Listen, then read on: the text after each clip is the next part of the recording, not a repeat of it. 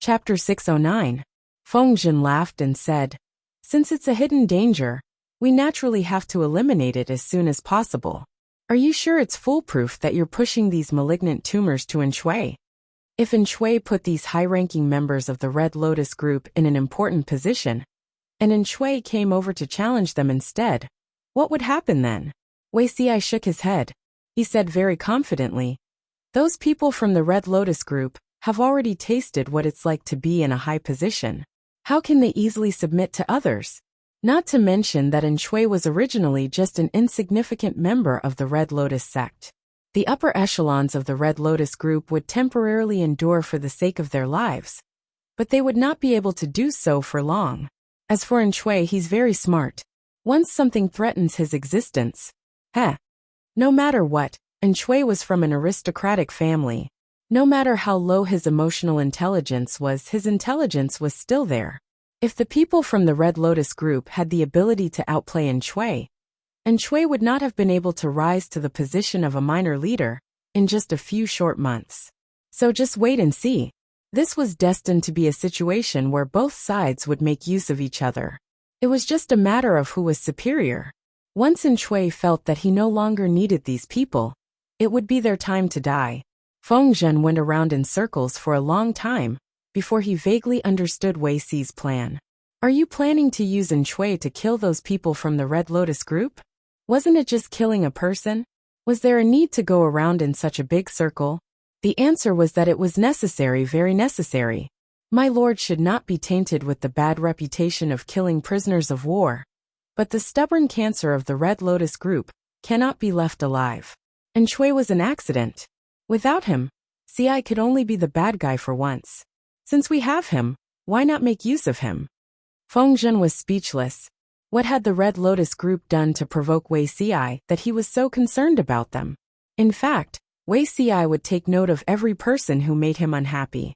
It didn't matter whether he could get back at them or not. What was important was that he had to remember this matter. However, the Red Lotus group did not provoke Wei Xi. Instead, they provoked Jiang Pingji. Wei Xi still remembered that in his previous life, when the world had just been stabilized, His Majesty had sacrificed the Jiuzhou divine cauldron, ascended the throne with the sacred mountain, and established the country as Jiang. The Jiuzhou and the Four Seas were in urgent need of reorganization, but the aftermath of more than 10 years of war was not something that could be resolved in 1 or 2 days. In addition, the weather was not good.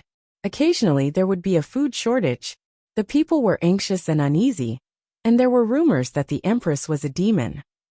At this moment, the Red Lotus group, which was left with only a wisp of flame, seized the opportunity to stage a comeback. Although it did not shake the foundation of the country, it added a few feet of official documents to Jiang Pingji's desk. The common people were unwilling to believe her. Instead, they chose to believe the remnants of the Red Lotus group, who were spreading lies to deceive the masses, and led troops in rebellion. One could imagine how she felt. Hence, Wei Xi was in a bad mood. If he was in a bad mood, how could the Red Lotus group have a good life? Feng Zhen clicked his tongue and teased, "You're really shameless. You deceive the world with your looks. You're clearly a hypocrite." Although she did not know how the Red Lotus group had offended Wei Xi did not hide his malice towards the Red Lotus group at all. Wei Xi said, "Looks are given to us by our parents. It's an innate advantage. What's wrong with using it occasionally?"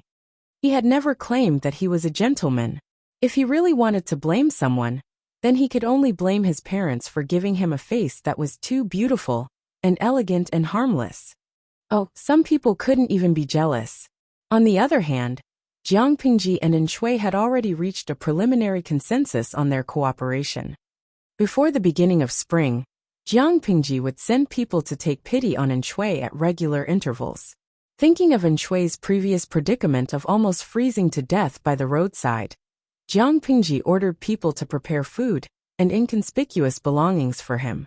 The food shortage in the north and other places was getting worse by the day. The spring plowing and autumn harvest for the past 2 years had also been put on hold because of the war. The common people had also left their homes, and the fields were barren and uncultivated. Naturally, the production of food would be greatly reduced. and Shui had become a small leader in the Red Lotus group. Logically speaking, he should not be that poor, but he still needed to use his income to recruit confidants. He could only live frugally and save as much as he could. Brethren, please don't decline. This is all out of my good intentions. You must accept it. Jiang Pingji could not wait for Shui to settle down quickly, so that he could contribute to the war after the beginning of spring. Some food and a few hundred taels of silver were nothing at all. They were insignificant to her.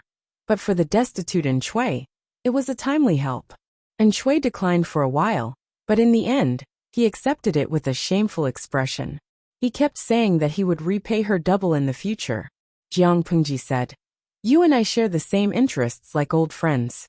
If we talk about such tacky things, wouldn't it ruin our friendship?" Shui smiled on the surface, but he was laughing in his heart. He was a young master of a wealthy family, who did not know the sufferings of the world, the foolish son of a landlord.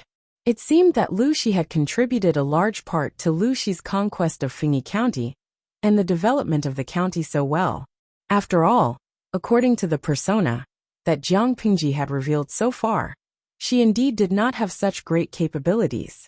Unknowingly, Shui's heart had become less vigilant, and he had become more contemptuous and casual. He had thought that Lu Shi had cultivated to a high level at such a young age. Now that he had seen it, it seemed that there was an expert guiding her from behind the scenes. That was why she had the glory she had today. The audience in the streaming room did not understand. Jin Tianyigeng. Streamer, this is not like you at all. You don't get any benefits, yet you spend money first. Ming Tian Buzhao. To the person above, that's not right. For example, when you go fishing, don't you put bait on the hook before fishing? The streamer obviously wants to make use of Shui to stir up trouble. Compared to her current overdraft, the future profits are too tempting. Too sleepy. But what if Shui escapes with the rations and money? Duan Wuan Kong. First of all, Shui is a member of the aristocracy of Nansheng. The streamer has already confirmed this. Since he is a member of the aristocracy, do you think Shui has never seen such a small amount of money? What he desires is the 10% of the people and money that the streamer has promised him. With money and people, he can slowly develop his power and take revenge for his country. That is the real big fish. How can a person with ambition and brains give up such a big harvest for a little bit of bait? The streamer will definitely profit in this game. Everybody sleeps early. No, to be precise, it should be a win-win situation. Shui does not lose out either. He has neither the people nor the rations now. He only needs to coordinate with the streamer. Without sending a single soldier, he can get 10% of the profits.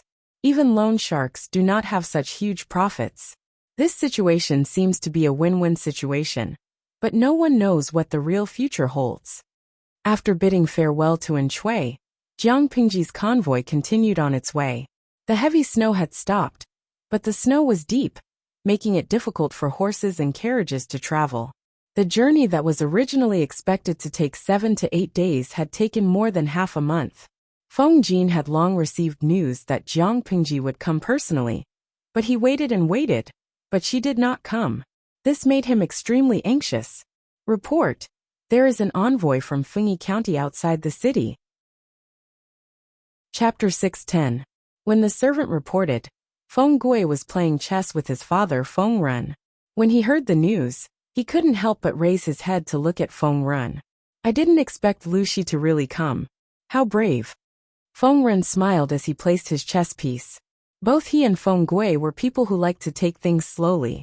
As the number of confrontations increased, the situation on the chessboard became more and more complicated, making it difficult to predict.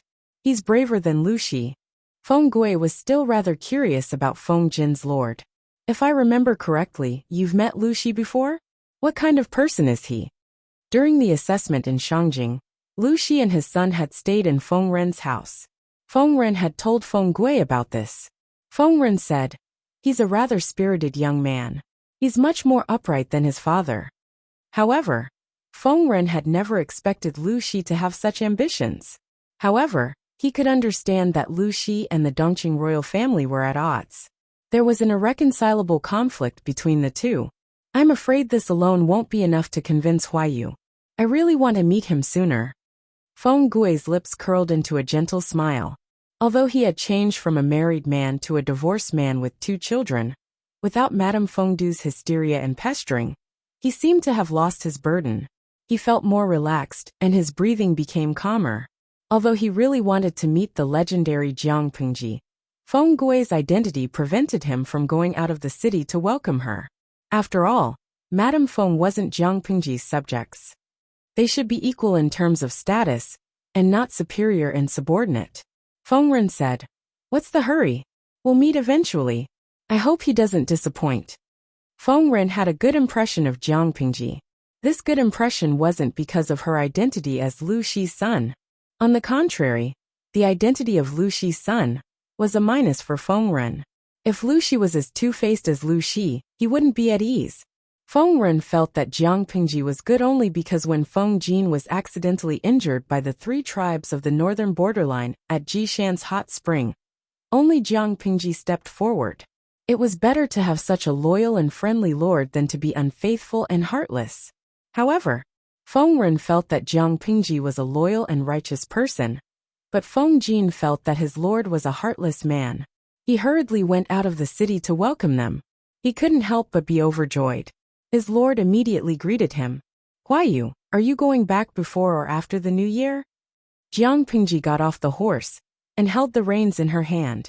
Feng Jin had just finished bowing to her, and she had already poked his sore spot. Feng Jin was at a loss and did not know what was going on. When he saw Jiang Pingji's half-smiling face, his heart thumped. "Wait a minute," she said. "The documents in the government office are almost touching the roof beams. Xiao Yu and the others are helping you, but you still have to return them when you go back." Feng Jin's smile froze. He leaned closer to Jiang Pingji and suppressed his complicated feelings. He gritted his teeth and asked her in a low voice, "My lord, I've done you a great service by returning home this time. Let's not talk about contributions but hard work. In the end, is this how you reward people?" Usually, Feng Jin rarely used formal words like "you," but now he deliberately emphasized the pronunciation. Jiang Pingji was unperturbed. She tucked her hands into her sleeves and her eyes were smiling. "That's a different matter," she said calmly. "Huayu has done a great service, so naturally, you should be rewarded handsomely. But it's also true that you deliberately slacked off and delayed your return in Shangyang County. As a lord, you must be clear about rewards and punishments. You can't slack off. Only when there are rewards and punishments can people be convinced." Feng Jin's expression was like a pallet that had been overturned. He relied on his strong willpower not to kill his lord. Wei Xiai had an expression that said, "I didn't see anything."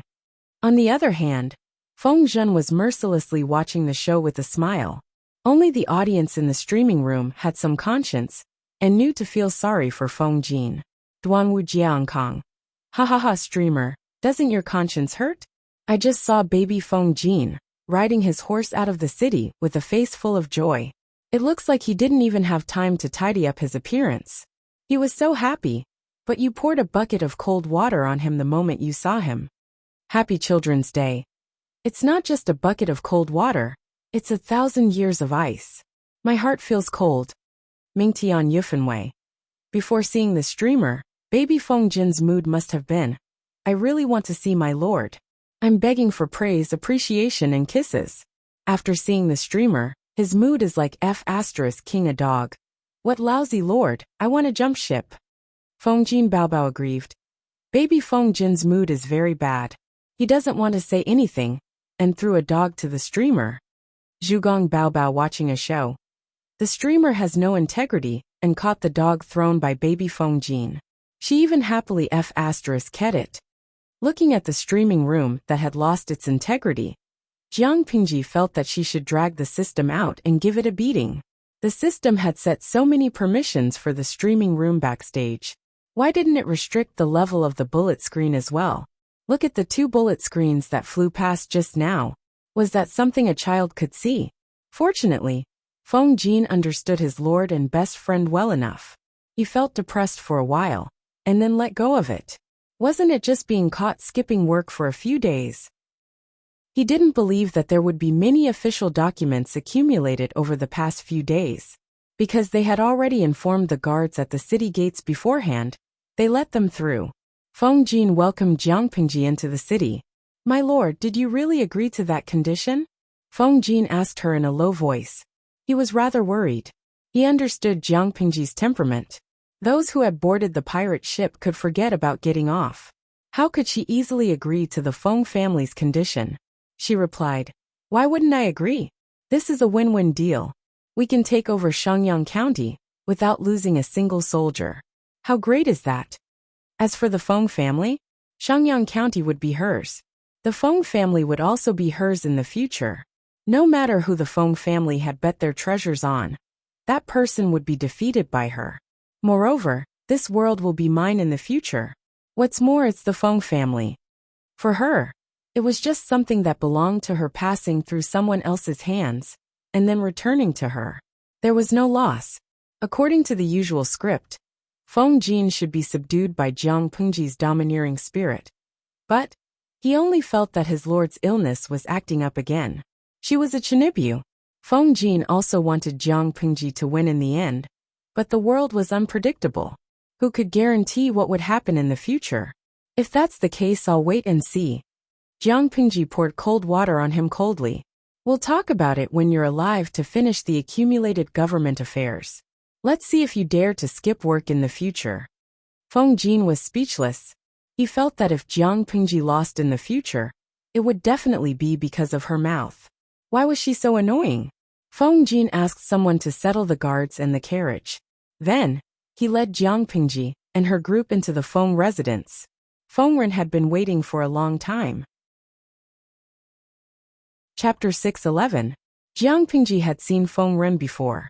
A few years had passed, but the retired Feng Ren looked younger and more spirited than before.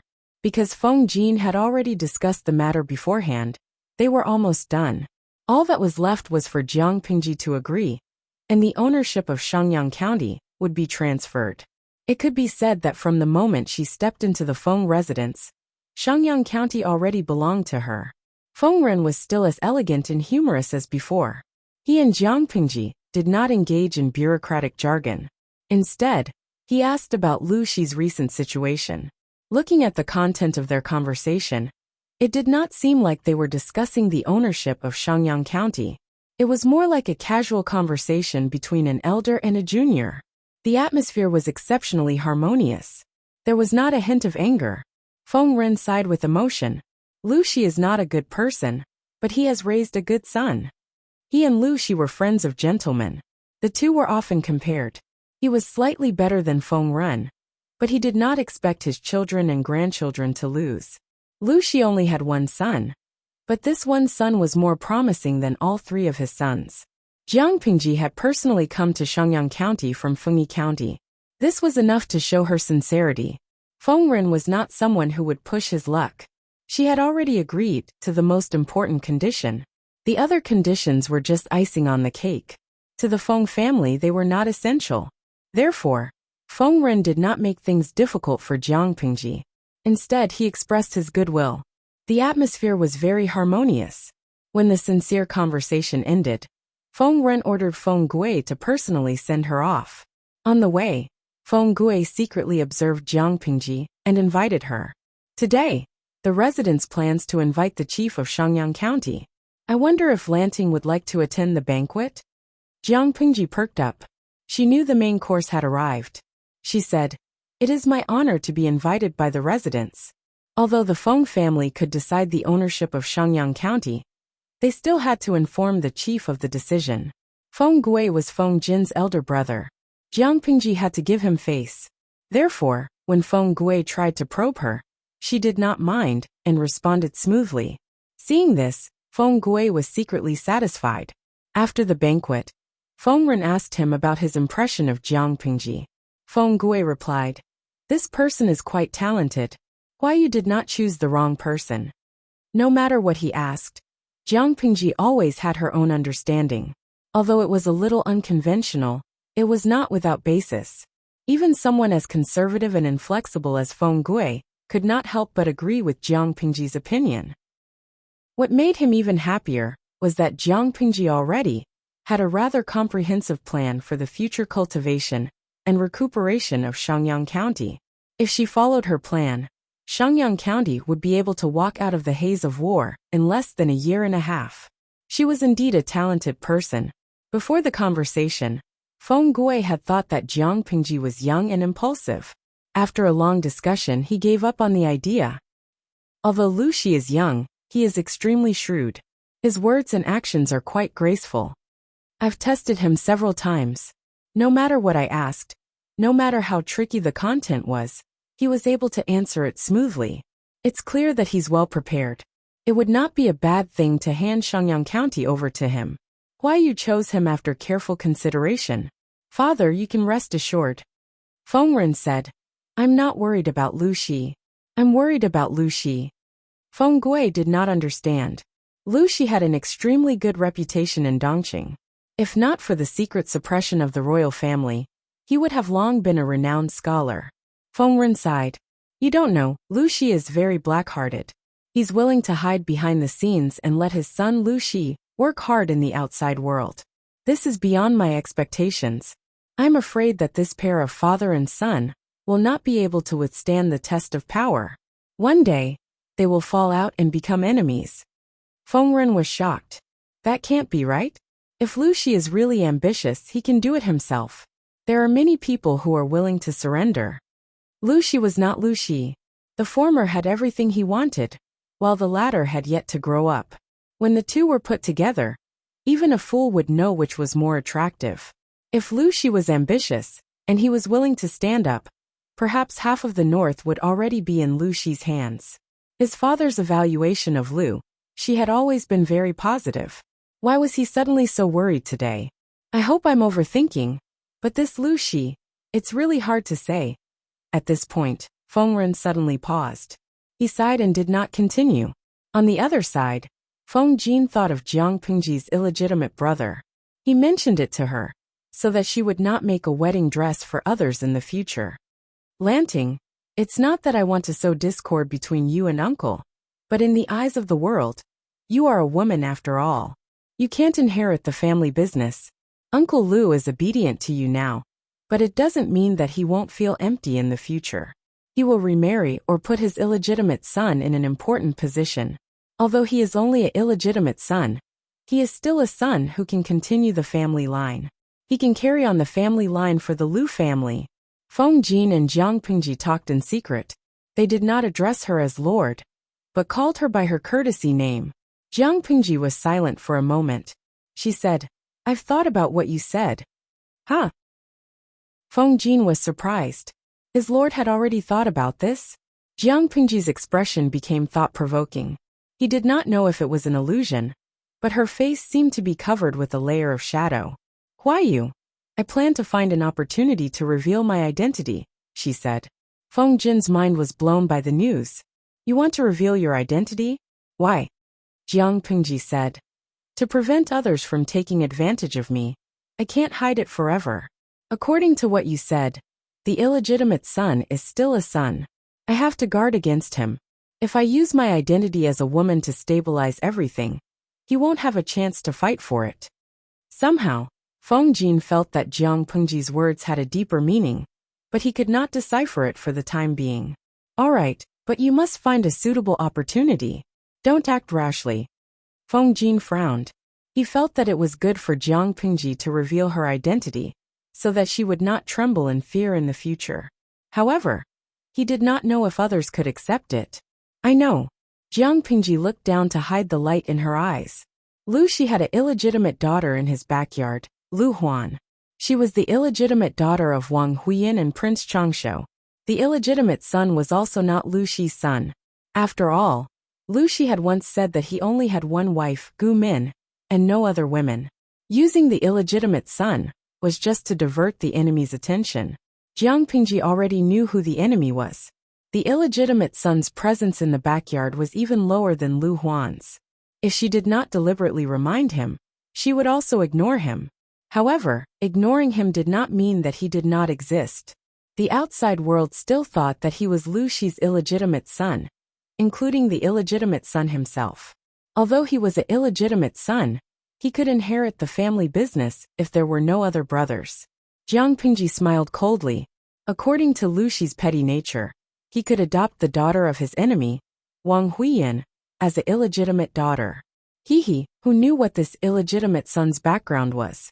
She already had a rough deduction in her heart. She only needed to verify it with his father-in-law, Wei Yuan. Chapter 6:12. What did bandits do? They were bandits who made a living by burning, killing, and looting. They specialized in doing bad things, not good things, and harming others to benefit themselves. However, ever since a valiant female bandit leader came to this mountain, the bandits realized that they could change their name to Lei Feng. Hey, do you guys think there's something wrong with this boss of ours? We're bandits, not government officials. We're only in charge of robbing and killing.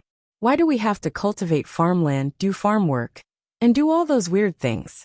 It's so embarrassing. One of the bandits secretly rubbed his head, then looked at the house in the middle of the bandit stronghold. Who cares if there's something wrong with her brain? We can't beat her anyway. Another patrolling bandit muttered in a low voice. We can't beat her. She can smash your head open with one punch. Who dares to provoke her?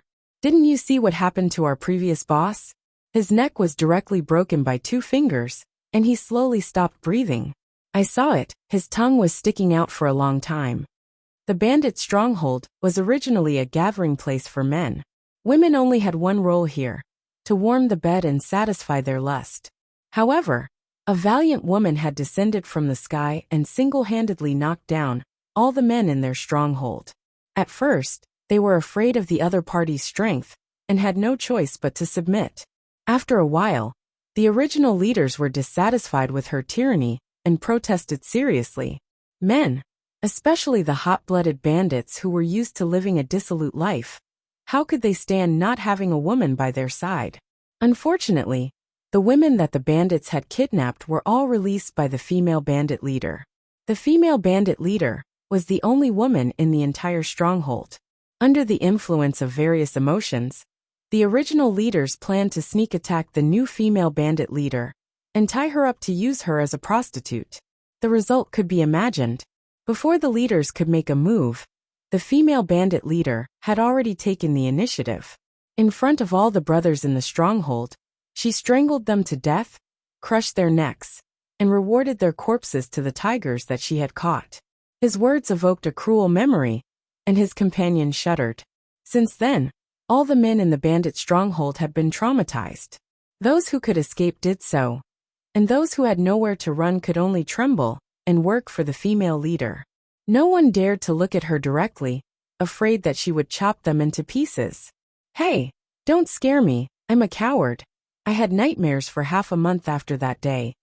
The bandit couldn't help but tremble when he thought about how he had just cursed the female boss for having a problem with her brain. On the other side, Jiang Pingji was too lazy to care about these rumors. To her, it didn't matter if these bandits were loyal to her or not. What was important was that they were obedient. There are so many bandit strongholds nearby. She promoted a clever bandit to be her inept advisor. It was said that before he became a bandit, he was a scholar with a bit of fame. He had studied for 2 years and could recognize a few words. Sigh, the weather hasn't been good these past few years. How many people can't survive? The high officials in the imperial court only care about themselves.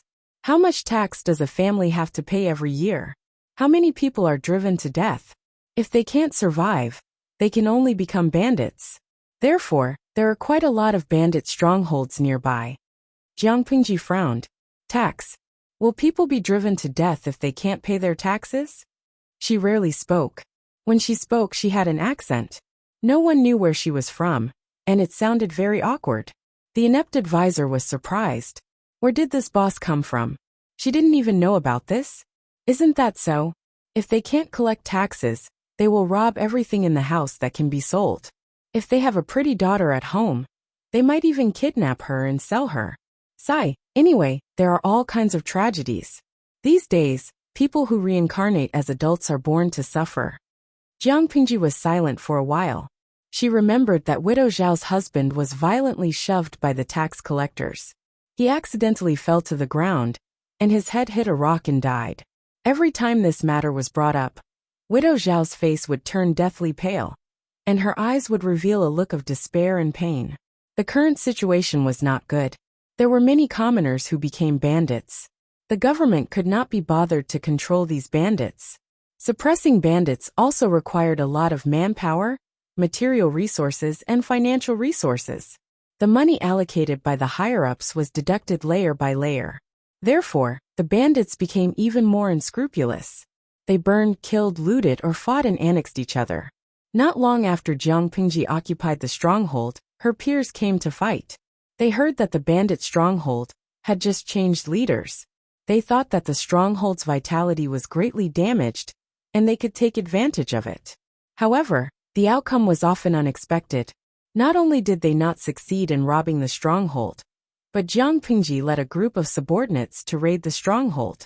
She counted all kinds of income expressionlessly. No wonder so many people become bandits. It's indeed faster to earn money by robbing. The bandits kneeling on the ground were trembling with fear. Some of them could not help but wet their pants. They had urinary incontinence. They could not be blamed for being too cowardly. It was because Jiang Pingji was too ruthless in killing people. They fought their way in from the entrance of the stronghold. There were corpses lying under their feet. When they got up, they looked like ferocious ghosts who had crawled out of hell. Bandits were braver than ordinary people. But to put it bluntly, they were still mortals. How could they withstand the oppression of her aura? For others, aura was something that was accumulated over a long period of time. For Jiang Pingji, the oppression of her spiritual realm forcibly imprinted the slave mark in people's minds, so that they would not have the slightest desire to resist when facing her. With the financial income, this time, Jiang Pingji increasingly liked to find trouble. On one hand, she increased the extra income of the stronghold, and on the other hand, she expanded the territory and manpower. Gradually, Jiang Pingji became a famous bandit in Hejian County. Some of the bandit strongholds did not need her to fight for them. They took the initiative to come to her. In just half a year, the population of the stronghold had increased from a few dozen to 4,000 or 5,000. It directly alarmed the Hejian County chief. The Hejian County chief was trembling with fear. He was afraid that Jiang Pingji was going to cause trouble. But Jiang Pingji was not that bored. Instead, she restrained her subordinates and set several strict rules. If anyone violated them, they would be directly chopped up and fed to the tigers. However, if the bandits did not have the great income, how would the 4,000 or 5,000 people survive? Of course there was. Jiang Pingji ordered people to reclaim the wasteland and rely on themselves. At the same time, she selected bandits with better physique and specifically trained them in martial arts. She asked them to escort the merchant teams that traveled from south to north for a certain escort fee. Now that the world was in chaos, business was not so easy to do. The merchant teams were often robbed by bandits. If it was light, they would lose their money. If it was heavy, they would lose their lives. Once they encountered one, they would lose all their hard-earned money. It was the first time for many merchants to hear that bandits did not rob or kill people. Instead, they became escorts. Speaking of which, were they really not embezzling? Because there was no competition in the same industry, it was relatively easy for them to accept business. They directly guarded the main road and put on a posture of one man, guarding the pass against 10,000 people. They forcefully blackmailed and accepted the escort business. So, were the merchants willing to pay a little money to hire them as escorts, or were they waiting to be robbed? Chapter 613. In another room, Shui secretly hid some of his food and belongings in a secret place. After making sure that everything was safe, he went back to report as if nothing had happened. He had been forced to deliver a letter. He had not eaten his fill for a few days, and his clothes were simple and crude. That was why he had fainted in the snow and almost lost his life. When he returned to a small village near Qingda County, he was immediately surrounded by a few simple and honest brothers who were loyal to him. Although these brothers were rude and did not know how to read, they had a warm and sincere heart. "Big brother, why did you only come back after so many days? You made me so worried. a dark-faced man said anxiously. Seeing the sincerity in his eyes and the lack of pretense, one could tell that his anxiety was genuine. If it weren't for the others holding him back, he, who had a bad temper, would have rushed out to look for someone long ago. He wouldn't have cared so much. Big brother, the clothes you're wearing. Did something happen? And Shui secretly waved his hand, motioning for his brothers to keep quiet. He looked around as if to see if there were any spies around. Seeing this, another strong man spoke up in understanding. Don't worry, big brother. There are only us brothers here. There's no one else. We can all trust you. And Shui felt very insecure. He had to confirm it himself before he could be at ease. He secretly breathed a sigh of relief.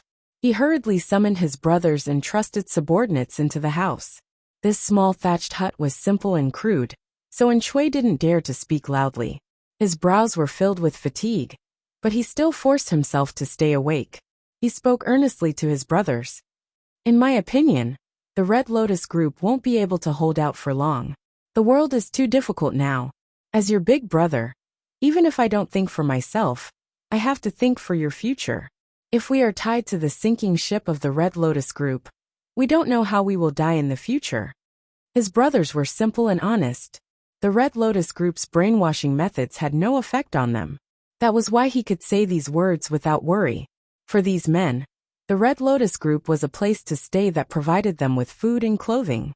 It wasn't their final destination. The honest, dark-faced man opened his mouth and said, "Wherever Big Brother goes, I'll go. I'll follow you for the rest of my life. The Red Lotus Group isn't a good place. Let's find another one." The other men were almost as honest. Although they didn't say anything, the dark-faced man had spoken their minds. The other person looked slightly more refined and spoke in a more genteel manner. He said, "What's Big Brother's plan? Just say it. We brothers are willing to climb a mountain of swords and dive into a sea of flames. We won't say anything more." And Shui was secretly satisfied. Only then did he reveal his complete plan. The brothers were startled and looked at each other in dismay. For a moment, they couldn't decide what to do. Did their big brother mean to say that he was preparing to set up his own organization and use the Red Lotus Group as a stepping stone to establish his own business? The black-faced man was a bit more impulsive, and he was the first to stand up for Shui. Whatever Big Brother does, Little Brother will do. The Tsingy army was openly robbing, while the Red Lotus Group was secretly deceiving. They were a nest of snakes and rats, and all of them were King evil. Big Brother is kind-hearted, talented, and capable. It's really unfair for him to be in such a small position.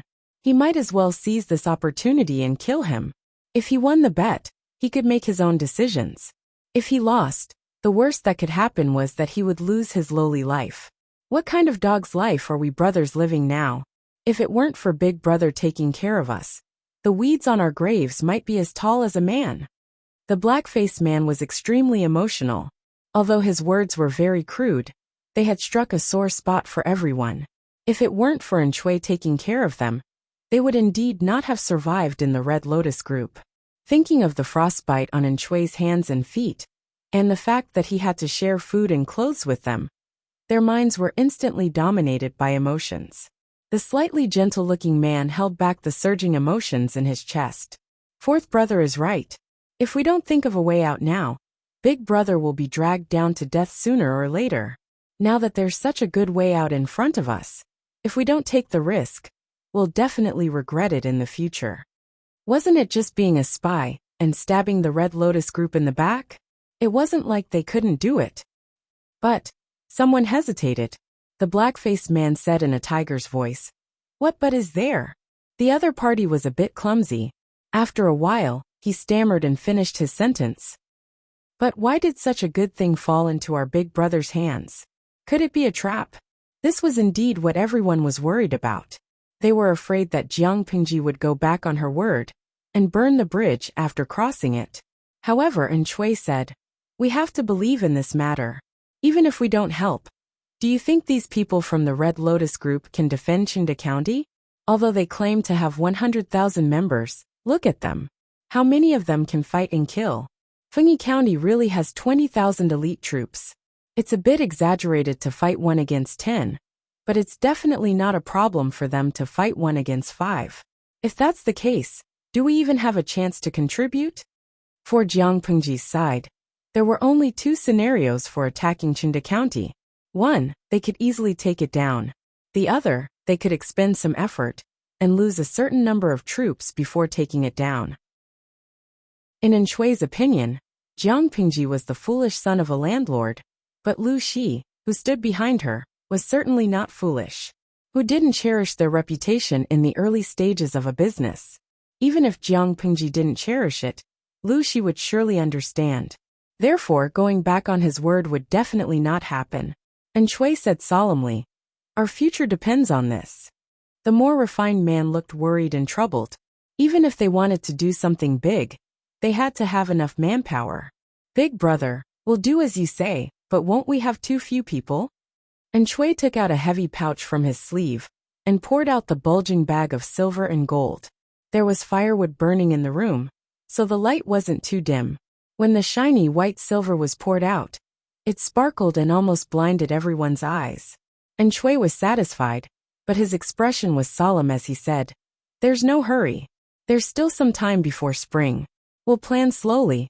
Brothers, this matter concerns the lives of all of us, so we must be extremely cautious. We must absolutely not reveal even half a word of this." The men cupped their fists and said in unison, "Don't worry, big brother." As the saying went, money made things easier, and Shui used the money and provisions Jiang Pengji provided to win over another batch of low-level members of the Red Lotus Group. On the other hand, Shangyang County had truly been included in Jiang Pengji's sphere of influence. There were many aristocratic families in Shangyang County, but apart from the Feng family, the other aristocratic families were all small in scale. Jiang Pengji didn't have to worry about their thoughts at all. The Feng family had handed Shangyang County over to Jiang Pengji. In reality, they were transferring military power, finances, and government affairs. Jiang Pengji currently couldn't command the local troops in Shangyang County, so she could only transfer a portion of her own troops over. Her territory had doubled, which meant that the workload of her subordinates had also doubled. Naturally, she had to continue recruiting troops and buying horses. Feng Zhen held his forehead. "Well, are you planning to tire us to death? What vacation? What fun? What wild horses that would run free in Shangyang County were all lies. What about being able to rest after being busy for a while?" It was all a lie.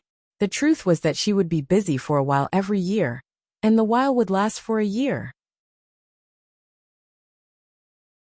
Chapter 614. Feng Zhen looked as if he had nothing left to live for.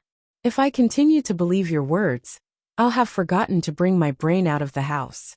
Wei Xi laughed involuntarily at Feng Zhen's ridicule.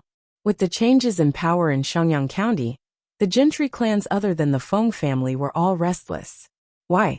Anyone with a discerning eye could see that Jiang Pengji lacked manpower, especially capable ones. Due to the current difficulties in education, most scholars came from gentry clans. In other words, if Jiang Pengji were to recruit talents, she would definitely choose from these gentry clans. This was a good opportunity for them to openly meddle in the political affairs of Shangyang County. As long as they occupied most of the authority, Shangyang County would still belong to them, and not Jiang Pengji, an outsider.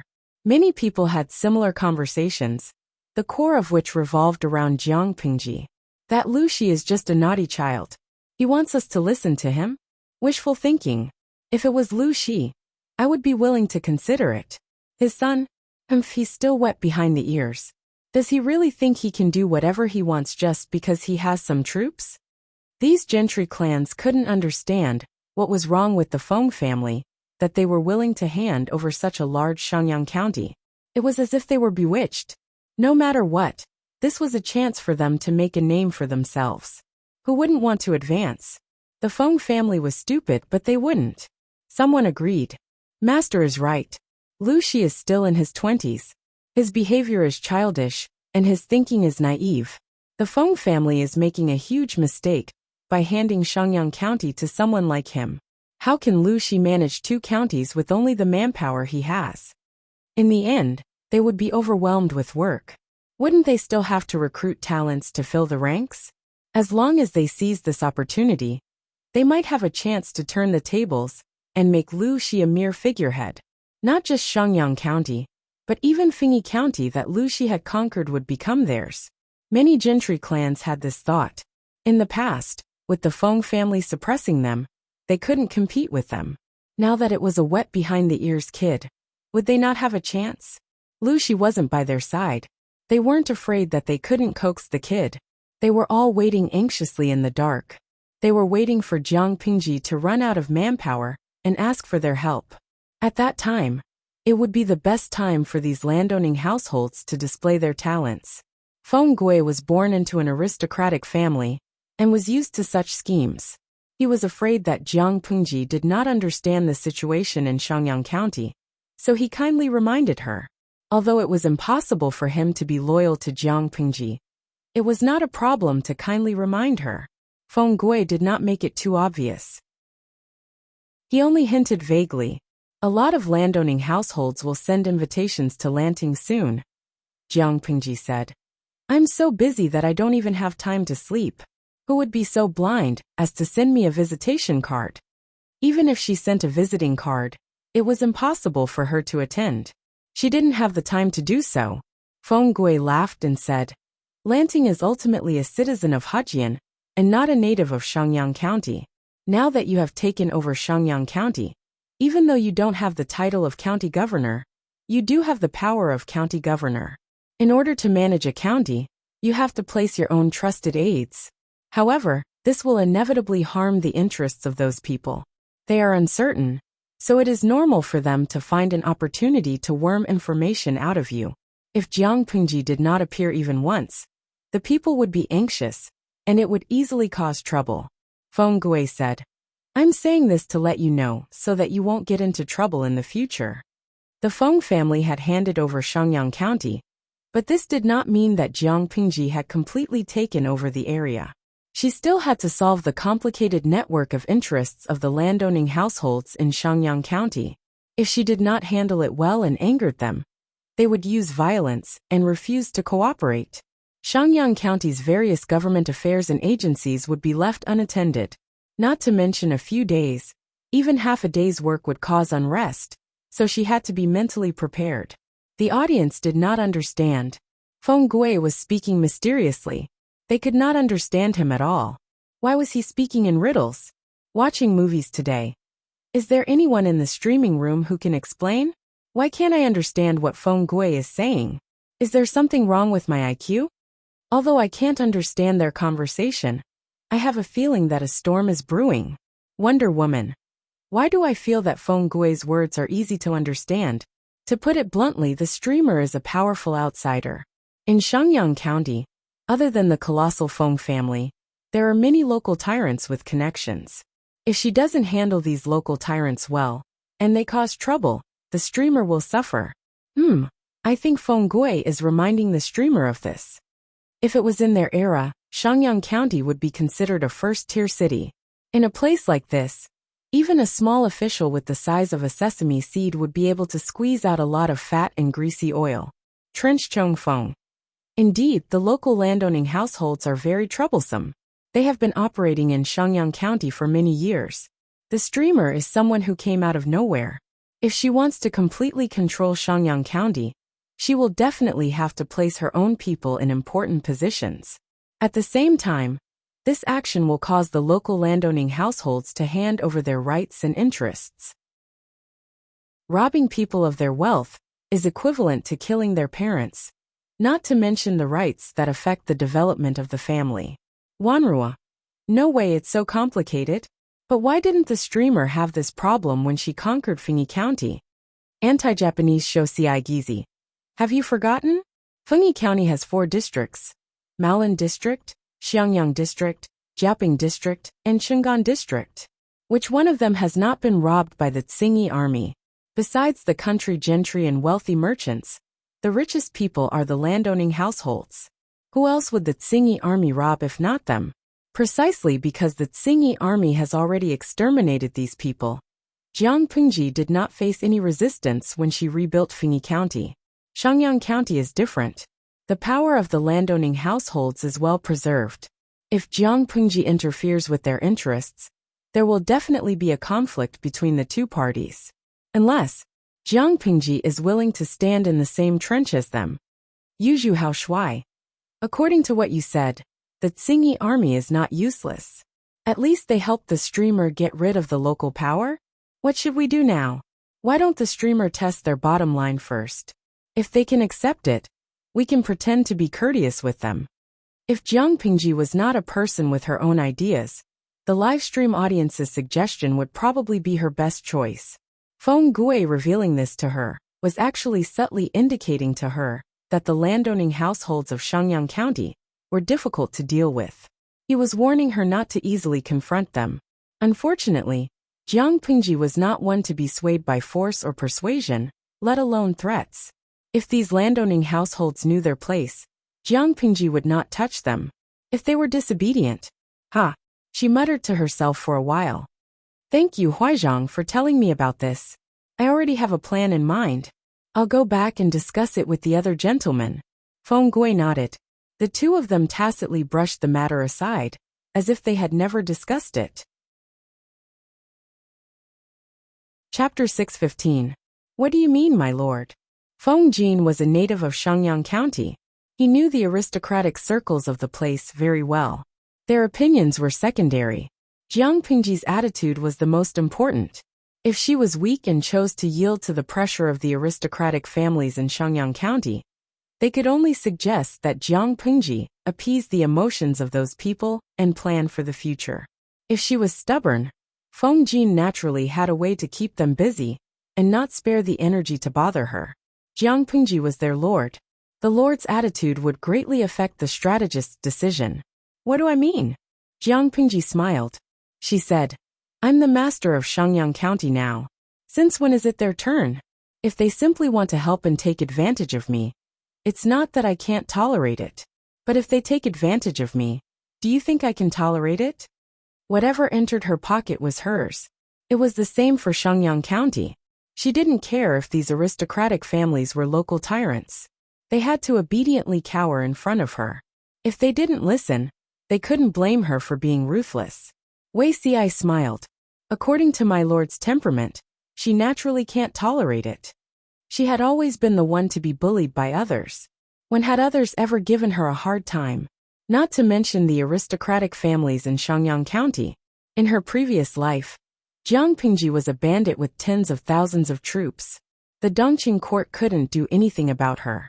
They had no choice but to recruit her.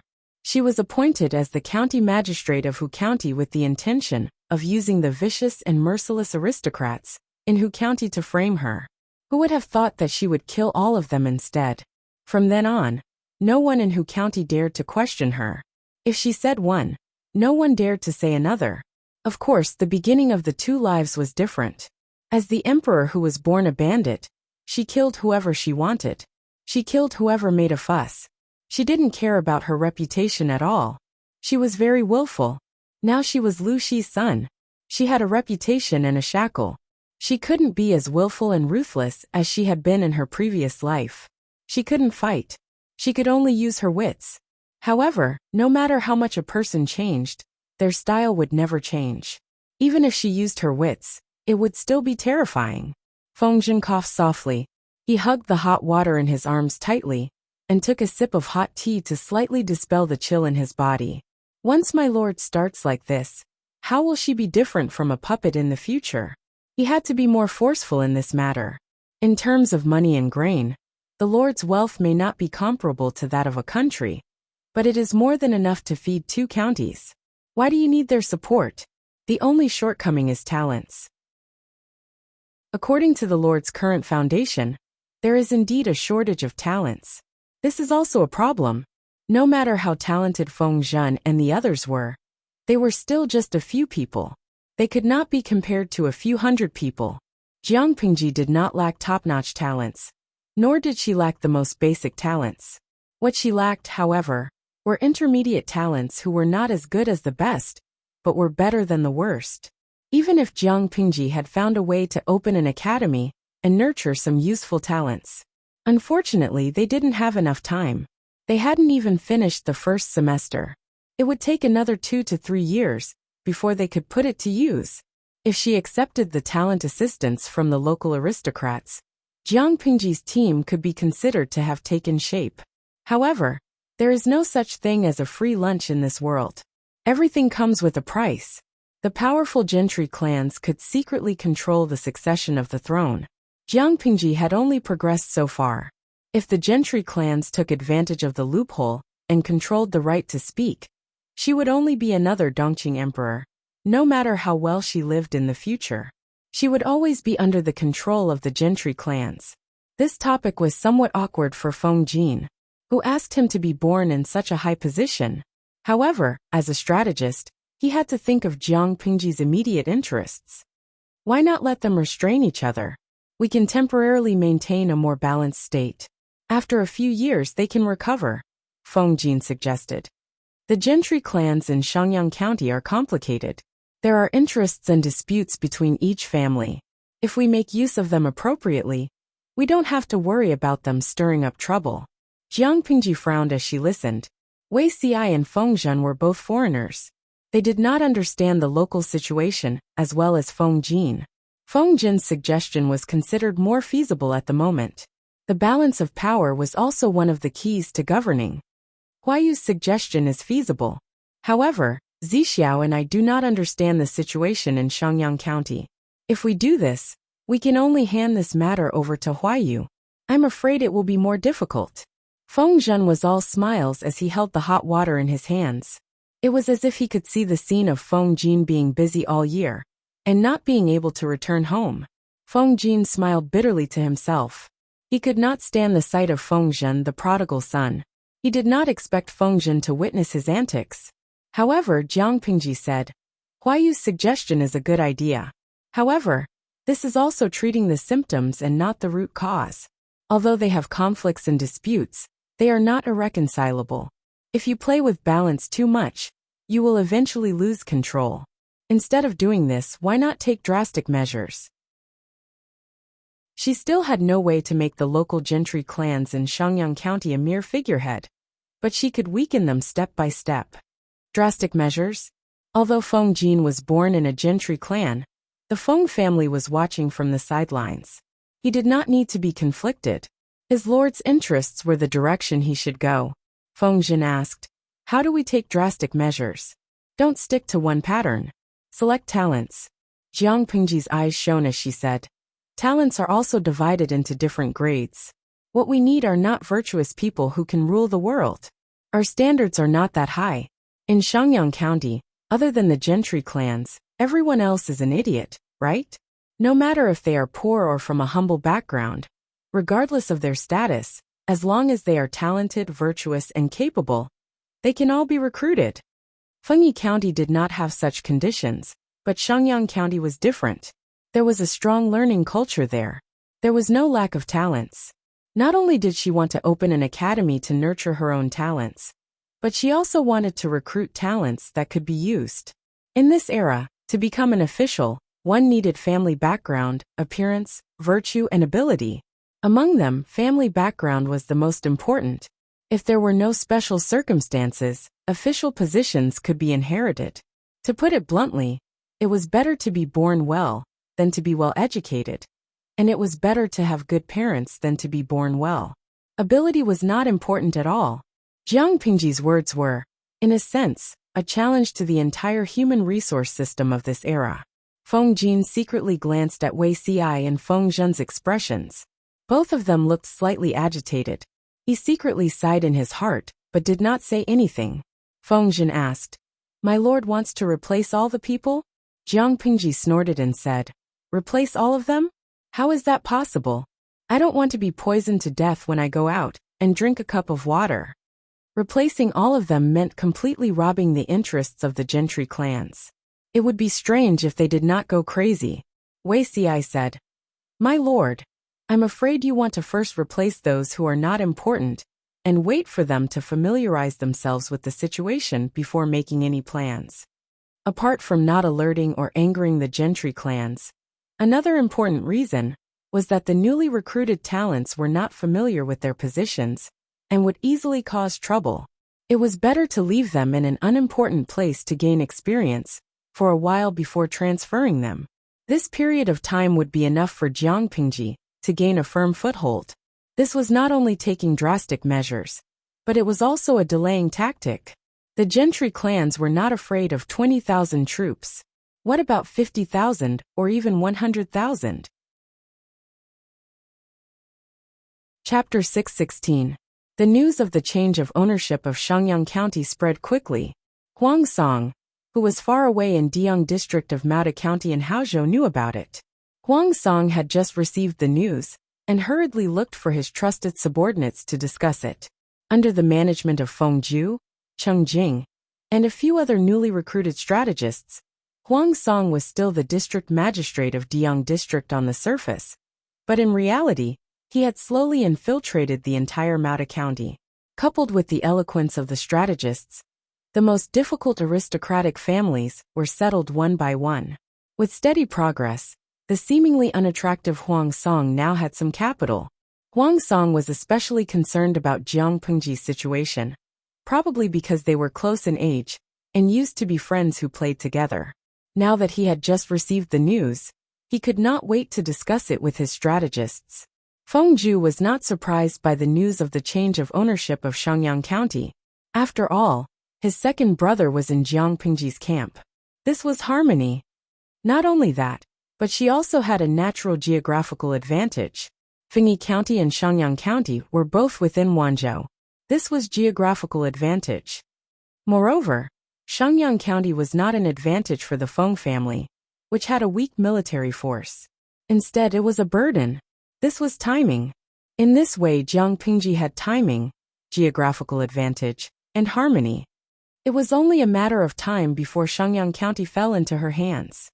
If Huang Song's territory could be in the north and be close to Shangyang County, Feng Ju would also have the confidence to convince the Feng family. Now the matter was settled. His tightly knitted brows relaxed. Feng Ju had already put on a crown. His face had lost its childishness, and he appeared calm and steady. He comforted him unhurriedly. "Don't worry, my lord.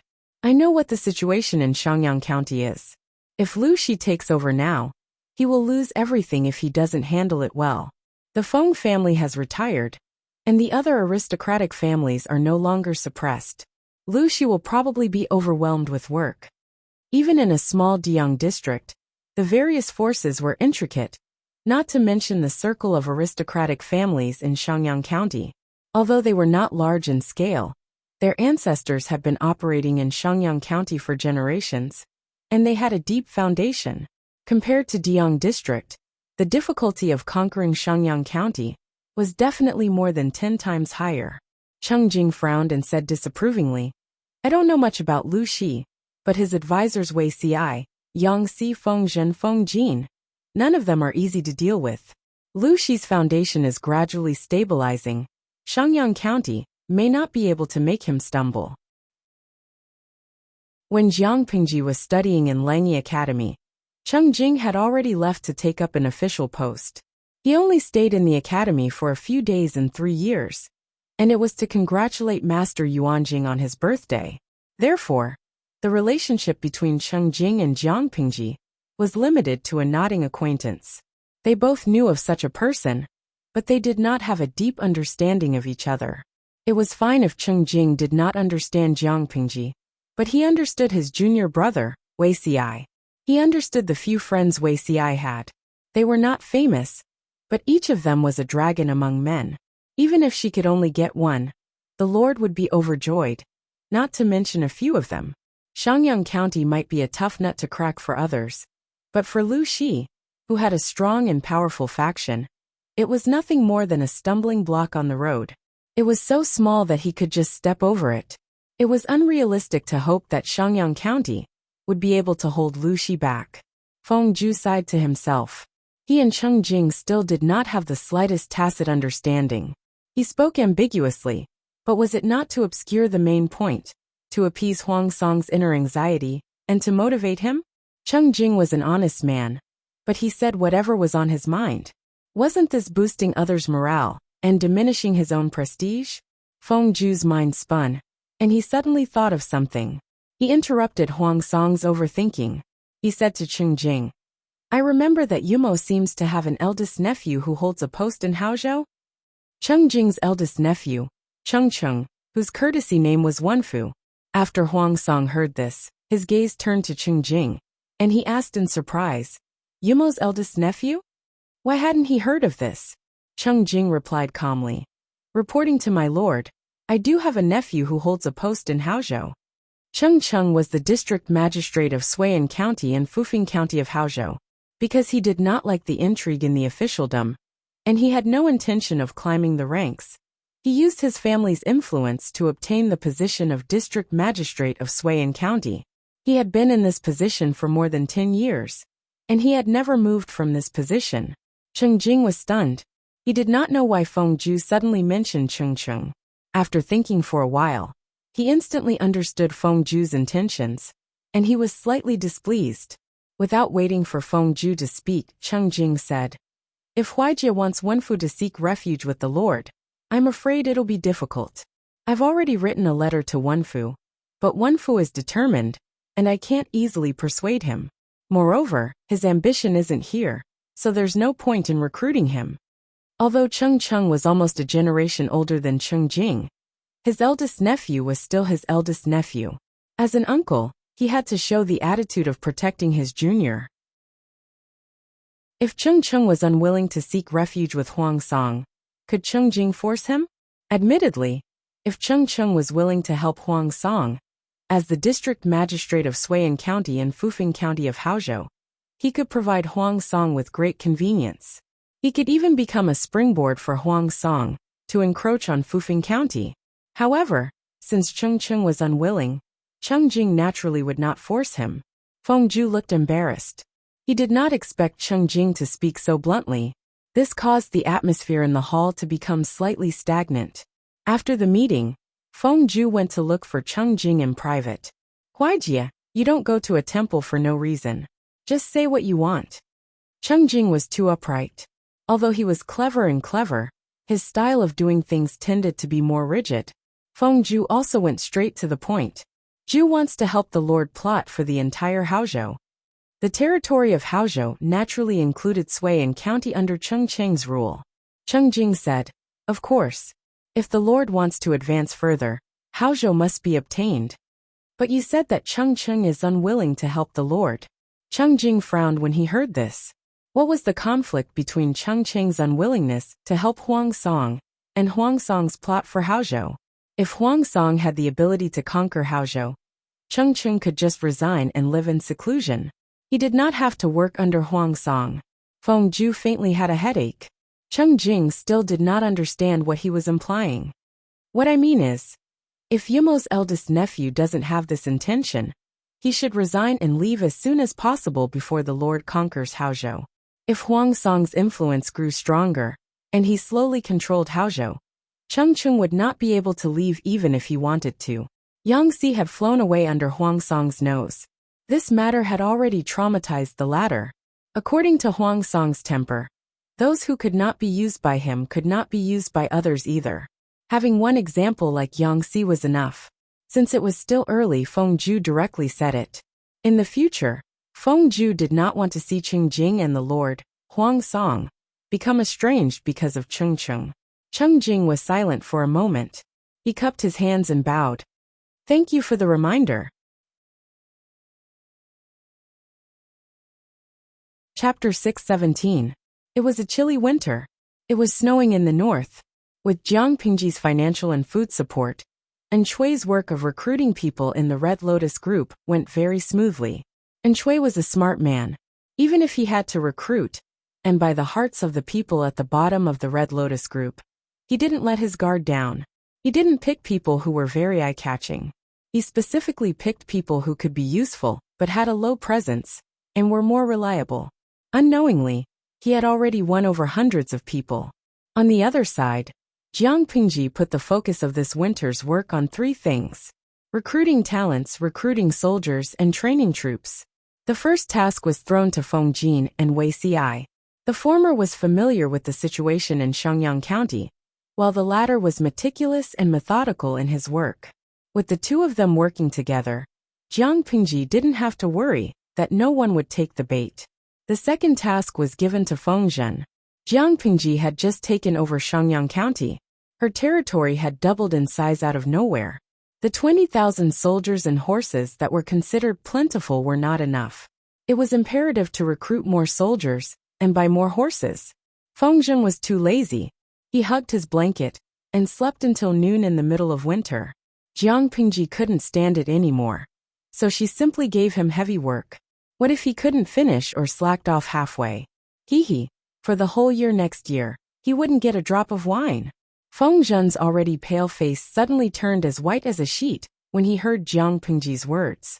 With a lord like this, Feng Zhen wanted to jump ship at any moment. Forbidding a prodigal son from drinking? What did humans do? However, his thin and small arms couldn't win against Jiang Pingji's powerful legs. Feng Zhen could only do as she said. After a few days, heavy eye bags appeared under his eyes. He secretly bit his handkerchief at Wei Xiao. Zixiao, according to this situation, will the 7 days of rest during the new year still count? Wei Xiao comforted him gently. A gentleman keeps his word. My lord doesn't make promises easily. Once she makes a promise, she will definitely keep it. However, Jiang Pingji wasn't a gentleman. She was a woman. Wei Xiao silently swallowed his words back into his stomach. His face was still smiling like a lily. A man with his own background music. Feng Zhen had only joined this group in the middle of the year. He didn't know the practices of previous years, so he reluctantly believed Wei Xiao. To be honest, recruiting soldiers was not a hard task, but Jiang Pingji pursued the path of elite soldiers. When other people recruited soldiers, they trained for a month or 2, or even 3 to 5 days before they could be deployed to the battlefield. She was different. Winter training lasted for 3 months, summer training for 3 months, spring plowing and autumn harvesting, and daily training went on day after day. According to Feng Zhen's understanding, Jiang Pingji had 20,000 elite soldiers under her command. Every soldier had to go through a rigorous training period before they entered the battlefield. In Jiang Pingji's words, a soldier who had not undergone rigorous training could not be considered a soldier. An unqualified soldier was not suitable for the battlefield. It was more suitable for him to go home and drink milk from his mother. Such a soldier would be cannon fodder on the battlefield. Apart from sacrificing his own life, what else could he do? Therefore, there was a certain threshold for Jiang Pingji to recruit soldiers. Not everyone could enter. As the person in charge of this mission, Feng Zhen was in charge of it. He also needed to register every recruit who successfully applied. After a few days, Feng Zhen felt like he couldn't even straighten his right hand. He had held the brush for too long, and his fingers were stiff. By the way, you haven't found the right person yet? Even a carefree prodigal like Feng Zhen couldn't help but go berserk when faced with such a heavy workload. He finally understood why Qiguan Rang, who was in charge of the household registration department, always had a deadpan expression on his face, as if everyone owed him 1,000,000 strings of coins. Wei Xiao and Feng Jin leisurely sipped their tea. No rush, no rush. The net has been cast. I have a feeling that the rewards this time will be bountiful. Feng Zhen wanted to spit on him. I'd be a fool to believe you. They recruited talents. To put it bluntly, they held all kinds of poetry gatherings and invited the scholars of Shangyang County to participate. On the surface, they only talked about romance and not politics. In reality, they used this opportunity to understand the temperament, abilities, and talents of the scholars. If they felt that it was not bad, they would test the other party's willingness in private. What made Feng Zhen most envious was that all the expenses were paid by Jiang Pingji. Feng Jin and Wei Xiao enjoyed it at public expense. Because of this, Feng Zhen couldn't help but suspect that the two of them were deliberately slacking off so that they could enjoy it longer. F***ck. These two animals were so shameless. Why didn't they bring him for such a good thing? If they didn't want to bring him, then so be it. Why didn't Feng Zhen see a single talent for half a month? No talent meant that Feng Zhen had no helpers for his work. If you guys slack off, be careful that my lord will complain about you. Feng Jin couldn't help but laugh. Not only was he not angry, but he was happy. What did this mean? It meant that Feng Zhen was already suffocating from the heavy workload. He was exhausted from working overtime. As for the third task, training the troops, Jiang Pengji directly threw it to the generals. Similarly, the female troops were all trained by Jiang Nongqin. In the previous battles, there were a few female troops who performed well. They were all praised and promoted. Now they were also acting as instructors to train the new female troops. However, Shangyang County was a special area. It was prejudiced against female troops, so there weren't many female troops recruited. There were only about 1,000 of them. To be able to recruit more than 1,000 people, it was because too many people couldn't afford to keep them. They sent them over dubiously. On the other hand, the recruitment of male troops went smoothly. The total number of men reached 8,000. You're really something. Zishir's ability is really impressive. How long has it been? You've already recruited so many people? Jiang Pengji was surprised. Feng Zhen smiled bitterly. He admitted that he was capable, but he didn't dare to take all the credit for this matter. My lord, you're exaggerating. How is this true ability? It's clearly because my lord is too generous, and the conditions are too good.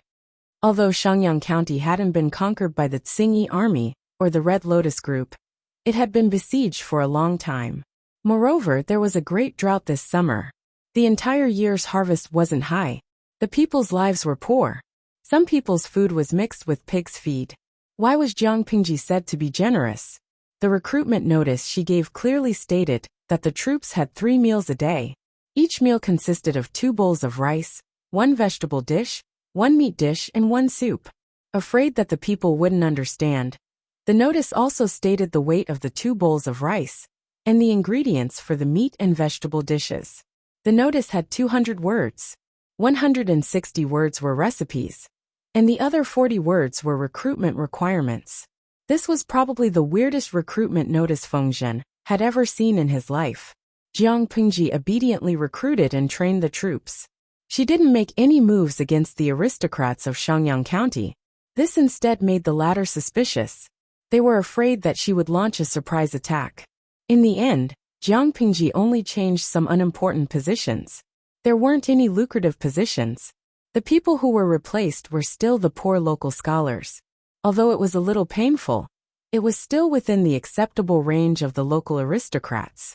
Seeing that the end of the year was approaching, Jiang Pengji was doing the year-end statistics. The messenger outside reported that the nominal county chief of Shangyang County had come to visit. She thought about the date. It wasn't the time to pay a New Year's greeting, was it? Invite him in, Jiang Pengji said. The county chief brought her an open letter. When she opened it, it was stamped with the words, "Blessed by the heavens, I will live long and prosper." The imperial jade seal? She was surprised. She quickly scanned through the contents of the letter. Chapter 618. Has the battle in Qinzhou become so serious? Wei Xi and the others were urgently summoned by Jiang Pengji. They had just sat down when she handed them a letter.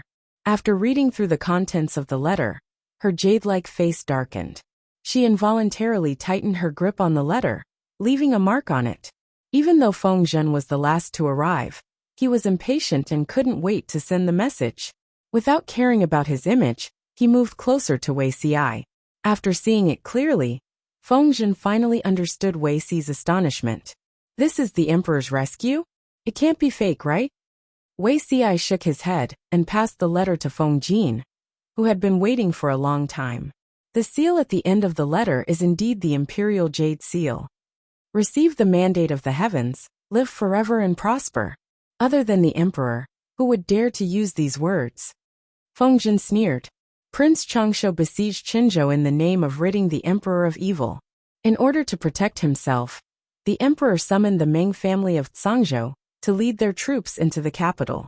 This Meng family is interesting, betraying Prince Changshu's forces at the last minute. Isn't it enough that you've suffered a loss once?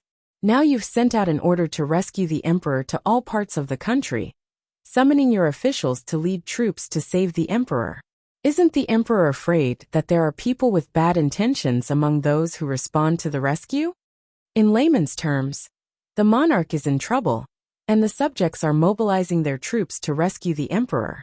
Prince Changsho used the name of cleaning up the emperor's side, but in fact, it was also a form of protecting the emperor. It was just that Prince Changsho did not have good intentions.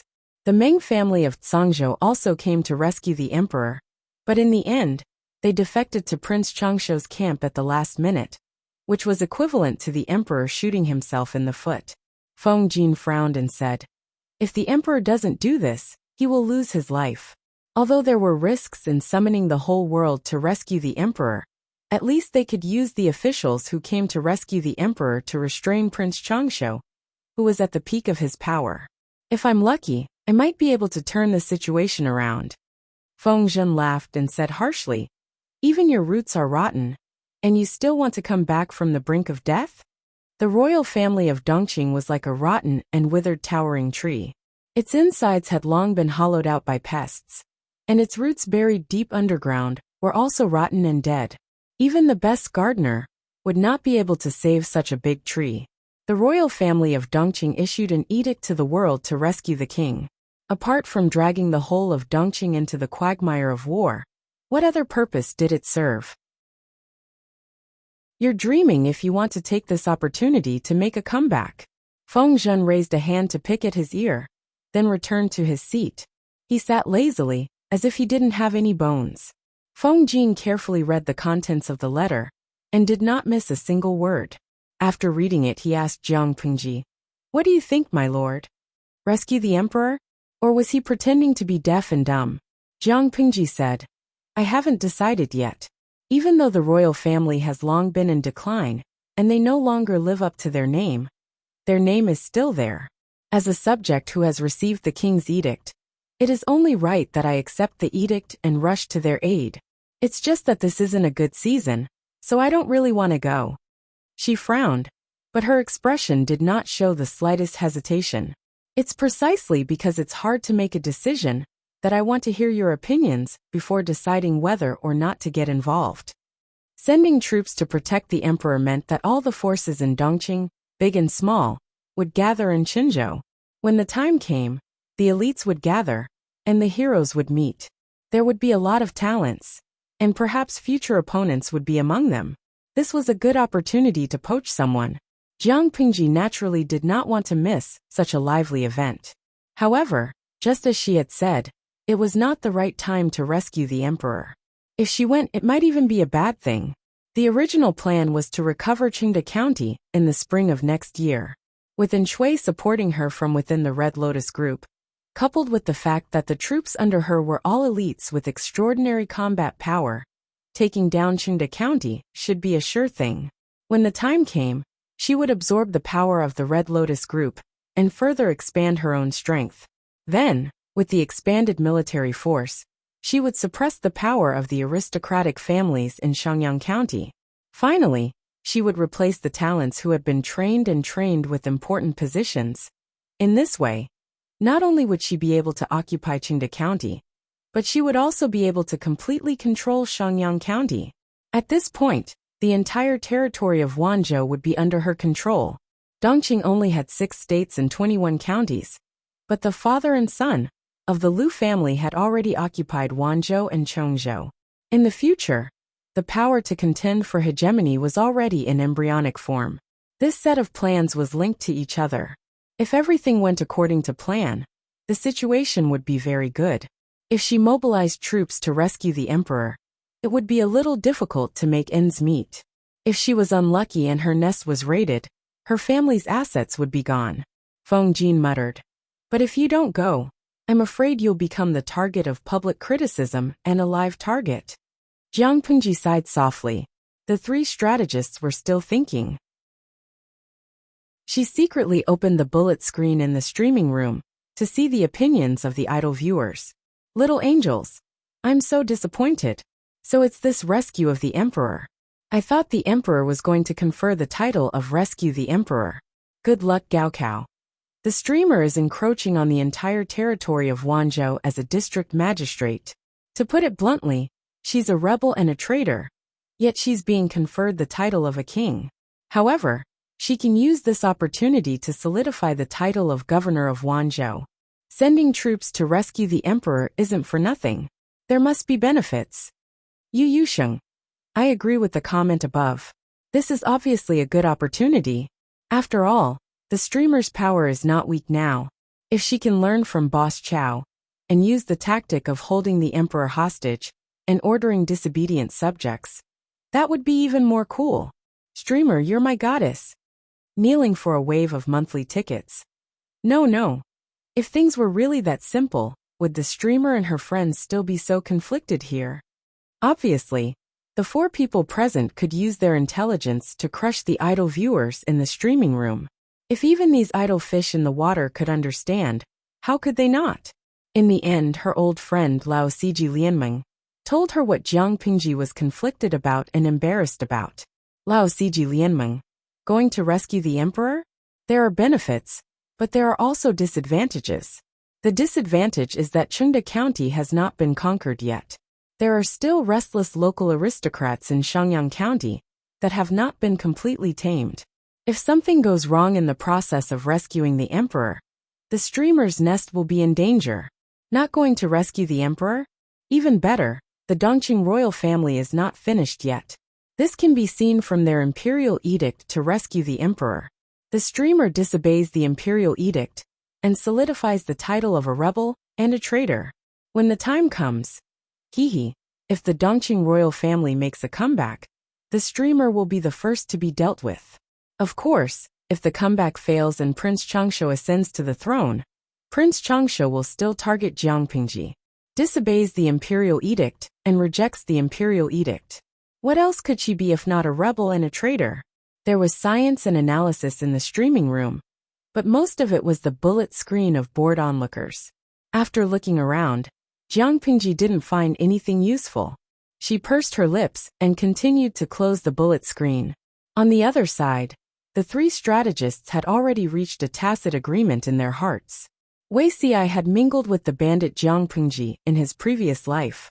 Under the influence of what he saw and heard, his heart was even more free than Feng Zhen's. For example, at this moment, Feng Zhen was still limited by his old way of thinking, but Wei Xi had an idea. However, the idea he gave was ingenious, but to put it bluntly, it was really a bluntly idea. My lord, I think there is no conflict in this matter. Wei Xi thought about it and said, My lord wants to rescue the emperor, but you're afraid that it will delay the battle against Chengde County in the spring of next year. If that's the case, why not take Chengde County in advance? Maybe we can even make it in time for the spring plowing next year. Chapter 619. War in Winter. Brother, it will be the new year soon. Have you checked the almanac? Do you know what New Year means? Wasn't there supposed to be 7 days off during the New Year? Eaten by a dog. If they started the war in winter, even if it was a blitzkrieg, they would not be able to take it down without 2 to 3 months. This meant that they had to fight until the beginning of spring. If they were lucky, they would spend the new year in their tents. If they were unlucky, they would have to go to war.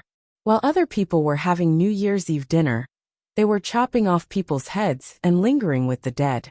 Feng Zhen imagined the scene after Chengde County was conquered and felt a throbbing pain in his chest. His eyes rolled back, and he let out a short and exaggerated "ah" before collapsing onto the carpet. Because he was born with a weak constitution, coupled with the hanshi powder he consumed after courting death, Feng Zhen's face was pale. Looking at his sickly appearance, it really looked like he was suffering from an illness and was extremely agitated. However, he could deceive others but not Jiang Pingji. Jiang Pingji didn't seem to understand. She asked him directly, Where did you go the past few days? Did your kidneys become weak? He couldn't even sit properly. Wasn't that because his back was hurting and his kidney was weak? Feng Zhen almost choked on his breath. He had no choice but to put on an expression that said he would rather die than live. He crawled up with his dead fish eyes wide open. Ever since he arrived at the Black Den, where all the jackals, wolves, tigers, and leopards gathered, he did not even take hanshi powder. He also quit drinking alcohol, not to mention going out to look for girls. Sob, sob, sob. The Lord even slandered him for having a weak kidney. Feng Zhen felt extremely wronged. My lord, Isn't it inappropriate to start a war in the middle of winter? First of all, it's close to the new year. The soldiers will be reunited with their families. If we were to separate at this time, it would be too cruel. Second of all, it's a world of ice and snow. The snow has sealed off the mountains. It's difficult for the troops to march. The soldiers are tired and the horses are tired. It's really not suitable to mobilize the troops. Today was an agricultural society, and the timing of a war was closely related to the agricultural fields. Spring required spring plowing. If they delayed spring plowing because of the war, this year's harvest would be gone. Wouldn't they have nothing to eat next year? Summer crops are planted in summer. The crops are not yet ripe, and the weather is unbearably hot. This is also not a good season for fighting. The winters were extremely cold, especially in the northern regions. Snow and ice filled the air, and the conditions for marching and fighting were extremely difficult. Whether it was offense or defense, fighting in winter was simply asking for trouble. Along the way, the most suitable time to start the war was after the spring plowing, before the summer planting, after the autumn harvest, and before the midwinter. These two periods of time were neither hot nor cold, suitable for stirring up trouble. What about now? It would be the new year in a few days. Was the weather suitable for fighting? Feng Zhen's words were not unreasonable, but the current situation was unique, and they had no choice but to fight. Feng Jin automatically ignored the clown Feng Zhen. At first, he didn't have a good impression of this prodigal son, but after getting to know him better, he wasn't that annoying. Especially when Feng Zhen also experienced the pain of working overtime, and looked like he was better off dead. Feng Zhen's heart felt unusually balanced. He cupped his hands and bowed, then stepped out of the ranks to report. I think that Zixiao's suggestion is a good plan. Our lord has a good governance. This year's autumn harvest has been pretty good. The district headquarters granary is already full of rice, and there is no shortage of provisions in the military camp. It was currently the 12th lunar month of the year, but the soldiers were diligent in their training and could be considered as elites. If a battle were to break out, they wouldn't lose much of their combat strength. Furthermore, woolen shirts were very popular. Every soldier had 2 sets to change into. In addition, the lord had assigned them leather armor. Even in today's weather, marching and fighting wouldn't be hindered. I think that this plan is feasible. Fighting in the middle of winter was indeed difficult, but everything had its pros and cons. Their soldiers had a hard time attacking in the winter, but the Red Lotus group had a hard time defending. If the wind and snow were compared to a negative state, Jiang Pingji's army would be weakened by 10%, while the Red Lotus group would be weakened by 50%. Why did he say that? Listen to the analysis. Jiang Pingji had many captives. After screening, most of them were thrown to Xiangyang district to mine iron ore. She found craftsmen who could smelt iron and craftsmen who could make armor. She used the current armor specifications as a reference and designed a set of military equipment. While ensuring safety and defense, she tried to reduce the load as much as possible and save more materials to make more armor and weapons. Excluding the nearly 10,000 new recruits recruited in Xiangyang County, most of the original 20,000 soldiers were wearing armor with defensive functions. Their weapons were standardized and could be considered elites. On the other hand, most of the members of the Red Lotus group were dressed in rags and had zero defense. They had all kinds of weapons in their hands. Long sticks, kitchen knives, axes, carrying poles, choppers. Some even held stones, but most of them were bare-handed. In terms of numbers, the 100,000 members of the Red Lotus group were indeed terrifying. In terms of combat power, with the quality of the Red Lotus group, the elites on Jiang Pingji's side could fight 1 against 10. They were both fighting in winter, but their side had the absolute upper hand, not to mention that she had an insider like in Shui. For the sake of 7 days of rest, Feng Zhen still wanted to struggle a little. But, Wei Xi added, my lord has specially chosen the cold winter and hot summer days to train her troops. Fighting in winter is indeed difficult, but it's not impossible to fight. Feng Zhen was in complete despair. Feng Jin continued, if we can conquer Qingde County before the beginning of spring, we can still make it in time for the spring plowing. If the spring plowing went smoothly, it meant that there was hope for this year's harvest. The food in Wanzhou was enough to support them in any battle. Wei Xiai said with a smile. If we can conquer all of Wanzhou before the rescue of the emperor, perhaps my lord's title will become Wanzhou's governor. In terms of military strength, Jiang Pingji was definitely in the top 3 among those who came to rescue the emperor. The emperor of Dongqing had a favor to ask, so he had to give her some benefits. Jiang Pingji was already the de facto governor of Wanzhou. If the emperor gave her some benefits, it would most likely be to make her legitimate. She was the only governor of a province who was younger than 20 years old. Not to mention Dongqing, even in the previous dynasty Xia, there might not be a second governor like her. Feng Jin raised his eyebrows, and a smile appeared at the corner of his lips. According to this rhythm, the situation would be very good. Chongzhou and Wanzhou shared a border. Together with Hu County, when Lu Shi retired behind the scenes, it meant that Jiang Pingji would occupy 1/3 of Dongqing's territory. The biggest threat was that the northern borderline had suffered a great loss of vitality due to the horse plague and was unable to move south. No one could stop Jiang Pingji from expanding her territory. Feng Zhen raised his hand to his forehead and muttered, I'm still thinking about the 7 days of rest during the new year. Wei Xiai said in a low voice, You can rest when you're done. Feng Zhen snorted coldly. If I believe you again, I'll read the 2 words Feng Zhen backwards. The conversation between the two could not be hidden from Jiang Pingji's ears. She ruthlessly stabbed Feng Zhen in the heart. Zishur is all alone, and he doesn't have any beautiful wives or concubines at home. Whether it's the New Year holiday or not, isn't he always alone? Feng Zhen. My lord, this is hurtful. Although he is single, this is not an excuse to swallow his vacation. Jiang Pingji cruelly exposed the truth and placed the bloody truth in front of Feng Zhen. She said, Moreover, there are 7 days of rest during the new year. All the entertainment venues are closed. Where are you going to find entertainment? You'll still be home alone. It's so boring. If you're busy with government affairs, at least the chef can prepare 3 meals a day for you. Go home. Are you planning to starve to death at home? Feng Zhen. No matter how desperate Feng Zhen was, the war in the winter had become a reality. In less than 2 days, Feng Zhen knocked his head on the table that was piled up like a mountain and said weakly. Chapter 620. War in Winter.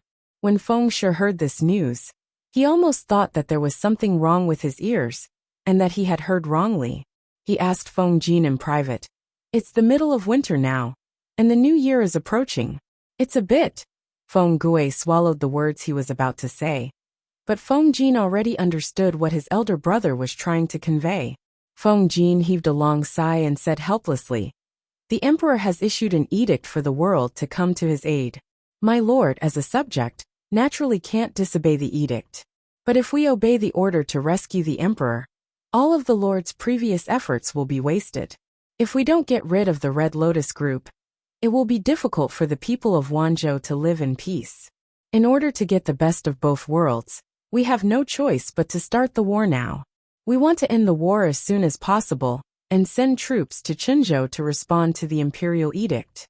Even in front of his elder brother, Feng Jin still managed to put on a good show.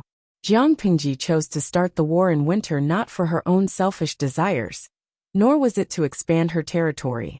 She did it for the good of the people of Wanzhou. She had a sincere patriotic heart. She was an important, good, and virtuous minister that was hard to find in Dongqing. As for the truth, well, it was fine as long as the brothers knew it in their hearts. Feng Gui's lips curled into a faint smile, with a hint of mockery in his voice. Rescue the emperor, for the royal family of Dongqing.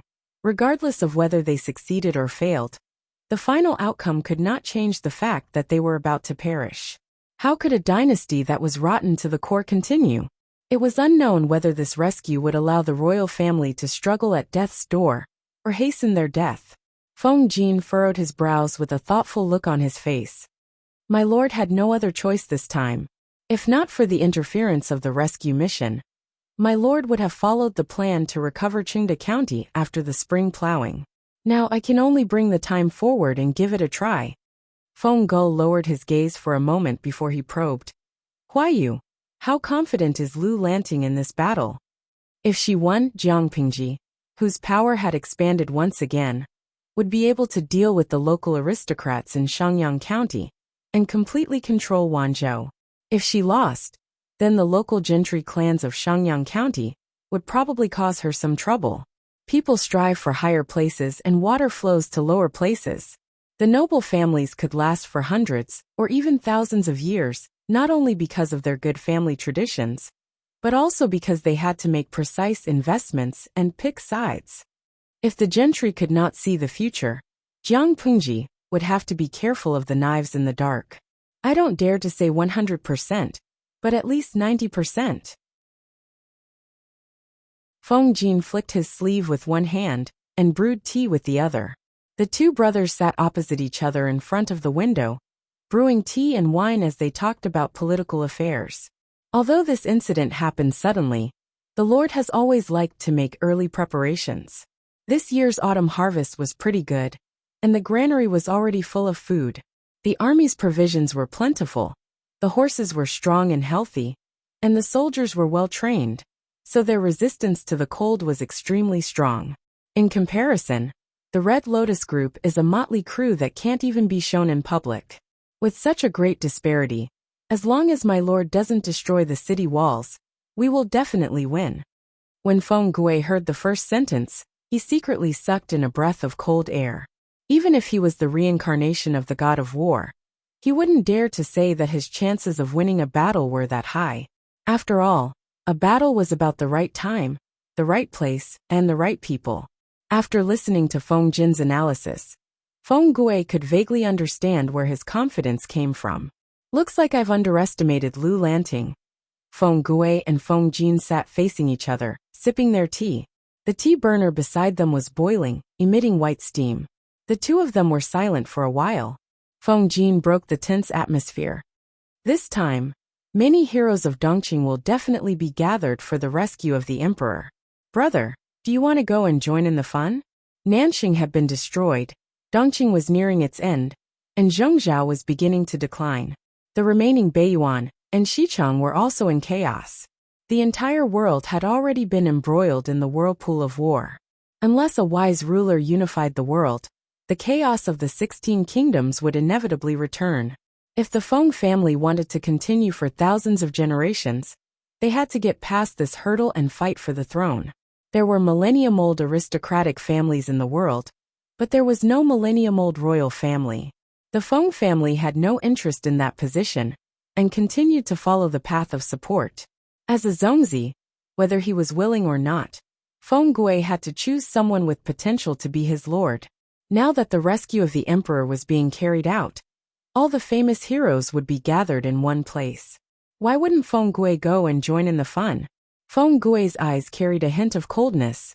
His tone was calm as he said, "Looking at the situation in Dongqing, there are only a few forces that can barely catch my eye. Among them, the biggest is Lu Shi and his son. The rest of the small fries either have high ambitions but low abilities, or are unlucky and have weak foundations. At most, they can stir up trouble in their own territory. In my opinion, it will be difficult for them to achieve great things. It doesn't matter if I go or not." There was a saying, "Don't look for a boyfriend in a rubbish heap." If it were Feng Gui, he would also refuse to choose a wise lord from a group of small fries. To put it more bluntly, apart from a few specific forces, the rest were not presentable. There was no need for Feng Gui to even consider them. The world was so big. Why was there a need to restrict the candidate to a small Dongqing? Feng Jin agreed with his elder brother's words. In this era, wars could not be fought on a whim. The preparations before a war were very complicated. Jiang Pingji sent the order to Fengyi County and got her informant to secretly contact In Chui to ask him about the progress on his side. She thought that they could rest during the new year, but they were still too young. When Qiguan rang and the others received the news, they all thought that they had not slept enough that morning and were hallucinating. Su Ku and the others passed the letter around. Jiang Pingji explained very clearly in the letter that they had to fight this war, even if they did not want to. Yang Si curled his lips. How troublesome. Who would go to war during the new year?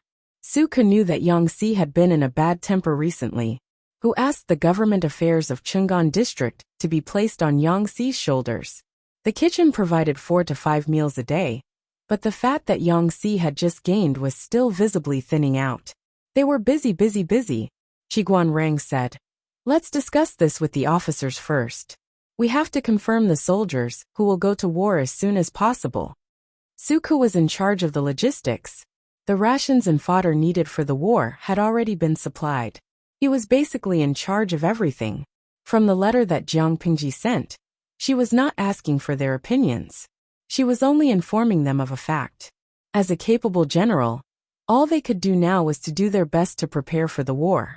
Yangtze let out a long sigh and secretly rolled his eyes. Qiguan Rang and Su Ku were busy preparing for war. This meant that more than half of the government affairs of Fengyi County would be piled on his shoulders. This was going to exhaust him to death. Sacrificing my life for a meal? Your master is really stupid. Yangtze rolled his dead fish eyes. The official documents on the table were already piled high, casting a shadow that could envelop his entire body. The page boy had been captured by Yangtze to be an able-bodied man. From the beginning, he stumbled and became adept at government affairs now. Who could understand the hardships he had gone through? He laboriously carried a large pile of bamboo slips over and placed them beside the table with a clang. He supported himself against the pile of bamboo slips and panted. Chapter 621. The boy servant said, Mr. is not stupid. It's just that Mr. Zixiao and the others are too cunning. They know that you can't resist the temptation of delicacies, but they still use food to seduce you. Sir, why don't you take some time to secretly learn from a chef? Once you've learned the skills, let's escape. The corners of Yangtze's mouth twitched. His tongue had been spoiled by the chefs of Fengyi County. If he left here, wouldn't he starve to death? Would they starve to death or die of exhaustion? This was a difficult choice. As a foodie, Yangtze decisively chose the latter. The former was too cruel. Because of the imperial edict to rescue the emperor, not only was Jiang Pingji's plan disrupted, but even the strategists and generals under her were busy. Even Shui, who was working as a spy in Qingda County, was affected. When he received the contact from the informant, he thought that Jiang Pingji was going to send him supplies again. But Shui was a cautious person. He had already sent over a batch of resources before, and they had not finished using them yet. How could he send them over again? When he thought of this, Shui's first thought was that his identity had been exposed. He was worried, so he asked a few of his sworn brothers to protect him in secret while he went to meet the informant. Shui's identity had not been exposed. The informant had come to inform them that the plan had been brought forward. Shui was suspicious. Why didn't they wait until spring to start the war? The informant said, I don't know about this either. I heard that it has something to do with the imperial edict to rescue the king. This news has already spread. Shui wasn't someone who was good at strategizing. For a moment, he didn't understand the connection between rescuing the emperor and bringing forward Jiang Pingji's plan. He didn't ask in detail. After all, the job of an informant was to contact him, so he didn't know much. After Shui went back, he thought about it deeply. His heart was restless. He hurriedly gathered a few of his brothers for a discussion. He suppressed his excitement, and his cheeks were slightly distorted. This is a great opportunity for us brothers to rescue the emperor. If Jiang Pingji kept her promise and gave Shui 10% of her wealth and manpower, he could use this 10% to rescue the king and reap some benefits. Most of his sworn brothers were uncivilized people. They admired Shui's knowledge and were even more grateful for his sincere treatment. When Shui said it would be profitable, they believed him. The dark-skinned man first felt happy for Shui, cupping his fists to congratulate him. Then a look of hesitation appeared on his face. But, big brother, we haven't bribed enough people. Will Fengyi County be dissatisfied? Shui said, fighting a war isn't something that can be fought on a whim. They still need to prepare the soldiers' rations and come up with a battle plan. No matter what, it will take some time. In addition to the march, it will take about half a month. If we brothers work together, we won't have to worry about anything not being done. However, despite the urgency of the situation, we cannot give ourselves away, because of this, and arouse the suspicion of the Red Lotus group. We must be cautious. The black-faced man nodded as he listened. He had complete trust in Anne's words. Don't worry, big brother. How can you not rest assured when we are handling this matter? I will definitely do it properly, and not leave a single flaw. And Shui had a gratified look on his face. The thatched hut was filled with brotherly love and joy. Elsewhere, Huang Song was steadily expanding his territory. Like Jiang Pingji, he was caught unprepared by the imperial edict to rescue the emperor. Although he was the descendant of a eunuch, Huang Tan was the emperor's confidant. He sold his official position and received an unknown amount of money in rations. He was secretly very wealthy. In addition, Huang Song's father loved to do business. He had also accumulated a rich family property for Huang Song. With money, rations, and Huang Tan's support in the court, Huang Song's power grew steadily. He already had more than 10,000 soldiers under his command. When he received the imperial edict to rescue the emperor, he was so worried that his scalp itched. Under Feng Zhu's instigation, Huang Song had long given up his desire to be a virtuous official. If someone were to label him as a rebel and a traitor, he would not be able to defend himself. Under such circumstances, he felt a little guilty. If he responded to the imperial edict to rescue the emperor, would he not be walking right into a trap? If he did not have the intention to rebel, why would a small district magistrate of Diang district raise 10,000 soldiers? Feng Zhu snorted and said, What are you afraid of, my lord? If they pursue this matter, you still have Lu Shi to bear the brunt. If they pursue this matter, they will pursue him first, then my lord. Now that the royal family has fallen, they have issued an imperial edict to rescue the emperor. They can't wait for the troops to be strong, so that they can defeat Prince Changsho. It's a good thing that my lord has 10,000 troops. Why would I blame you?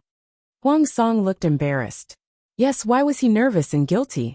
Lu Shi had brazenly captured Fengyi County and taken Shangyang County from the Feng family. Now he was coveting Qingde County.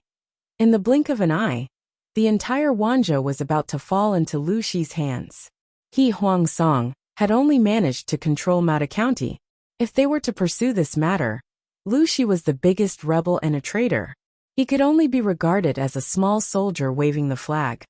So should we respond to the imperial edict to rescue the emperor? Huang Song was different from Jiang Pingji. Although Jiang Pingji occupied 2 counties, Shangyang County had not completely surrendered. That was a hidden danger. In order to solve this hidden danger, she could only take down Qingde County in one go. After expanding her military force, she would turn around and deal with the local aristocrats in Shangyang County, so that they would not dare to cause trouble. In comparison, Huang Song did not have so many scruples. Cheng Jing said, I think that the imperial edict to rescue the emperor is a good opportunity to show my lord's loyalty and benevolence. Naturally, we must go. Cheng Jing's thoughts coincided with Jiang Pingji's. It was a good platform to poach talents. The imperial edict to rescue the emperor was not the main point. The main point was that Huang Song could take the opportunity to show his talents and conduct, and attract talents to his side. In layman's terms, it was using the platform to advertise and promote oneself. Feng Zhu seconded the idea. The other strategists in the government office also agreed. Huang Song made up his mind, and made a final decision.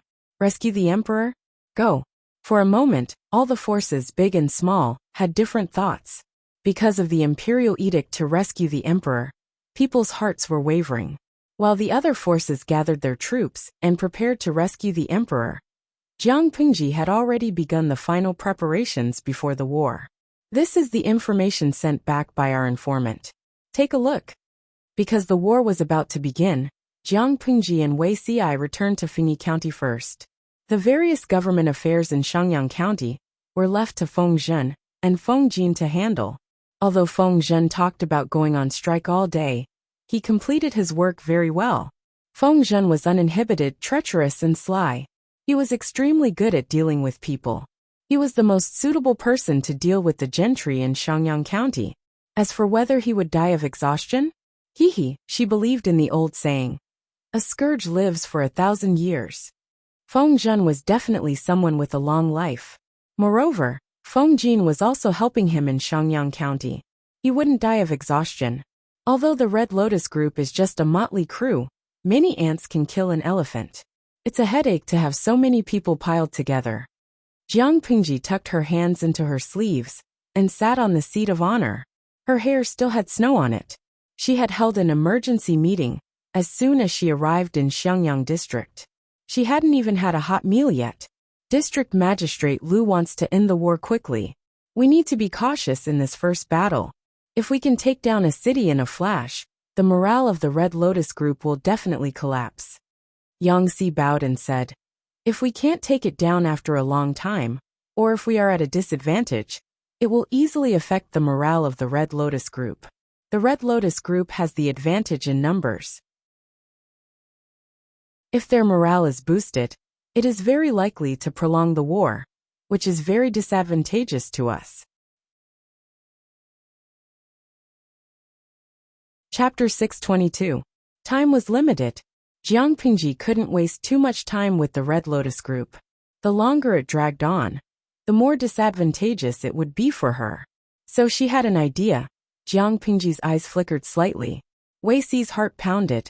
He had a vague sense of foreboding. He knew her too well.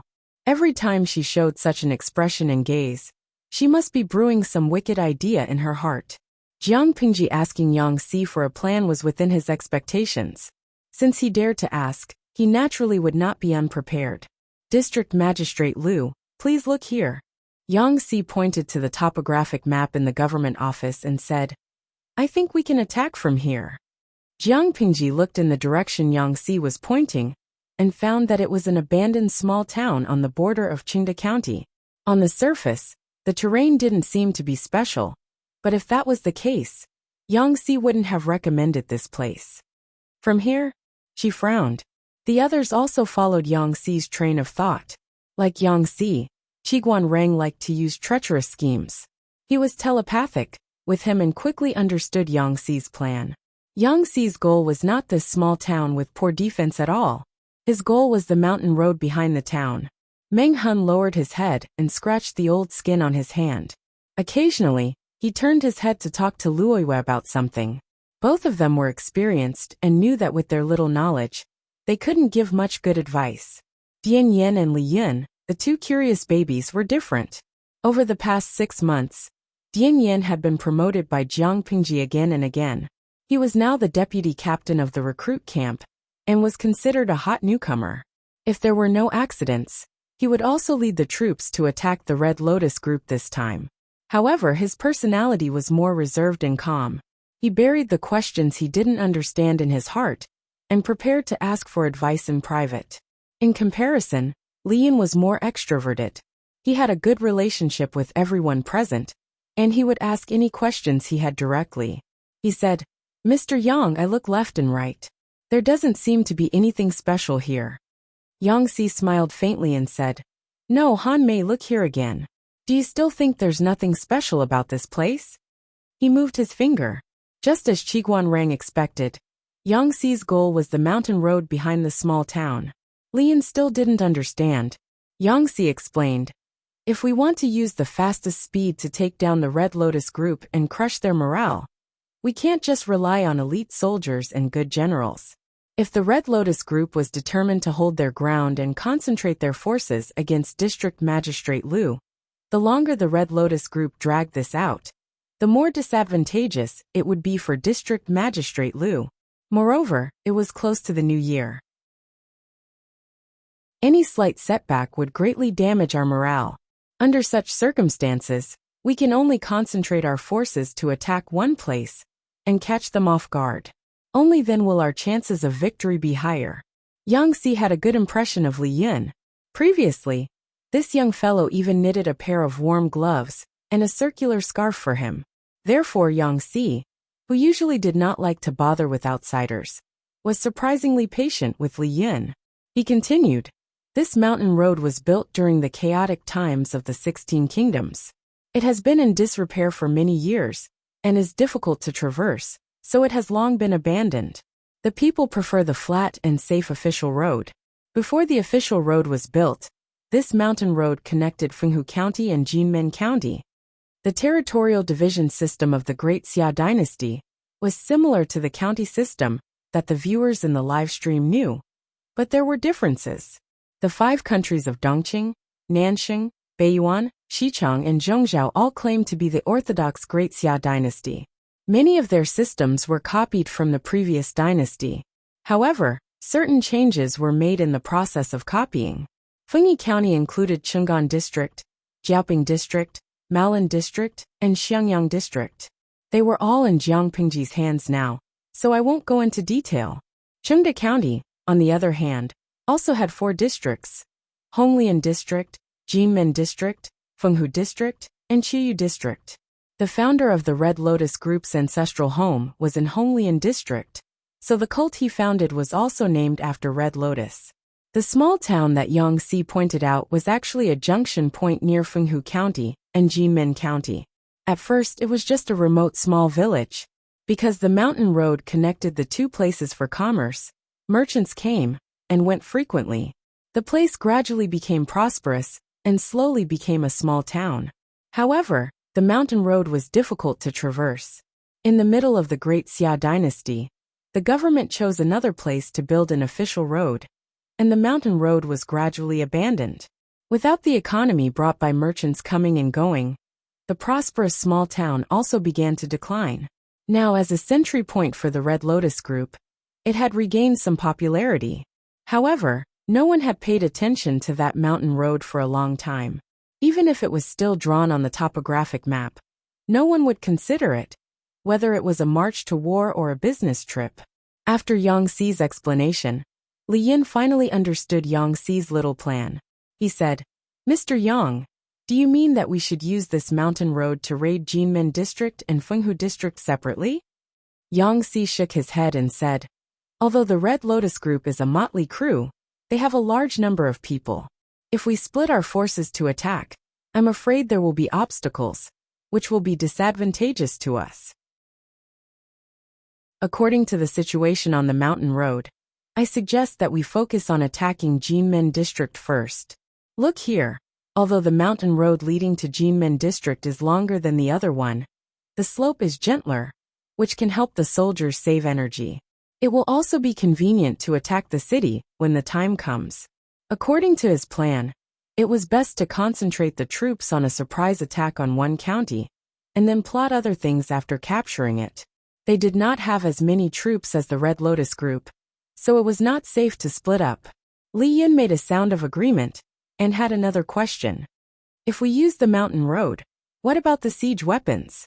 Since it is a mountain road that has been abandoned for many years, it is not very strong. The soldiers can still pass if they are careful, but if they bring ladders or siege logs, it will be dangerous. If there are no siege weapons, even if we transfer 20,000 elite troops over, they can still delay us by relying on the city walls. Even if they won, they would probably have to ruthlessly dig out a piece of flesh. The troops that had been trained for so long were all elites and treasures in the eyes of the generals. If they died in a siege battle without siege weapons, it would be a somewhat unjust death." Since Yang Si dared to suggest this, he naturally had a countermeasure. The corners of his lips curled up a little, and he turned to face Jiang Pingji. "This matter naturally depends on District Magistrate Liu." Li Yin was surprised. "What does this have to do with the Lord?" Jiang Pingji raised her eyebrows frivolously, her posture calm and unruffled. Faced with Yang Si suddenly throwing the blame at her, she steadily caught it. She said, "Just as Han Mei said, it is difficult to transport siege weapons through the mountain road. If that is the case, then we will not transport them." Li Yin was anxious and hurriedly said, "But my lord, if there are no siege weapons, how can the soldiers climb up the city walls?"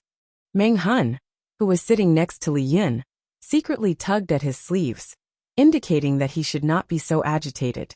Only then did Li Yin realize that he had stood up agitatedly, giving off a sense of déjà vu. His handsome face blushed, and he obediently returned to his seat. He apologized. "I lost my composure just now. Please forgive me, my lord."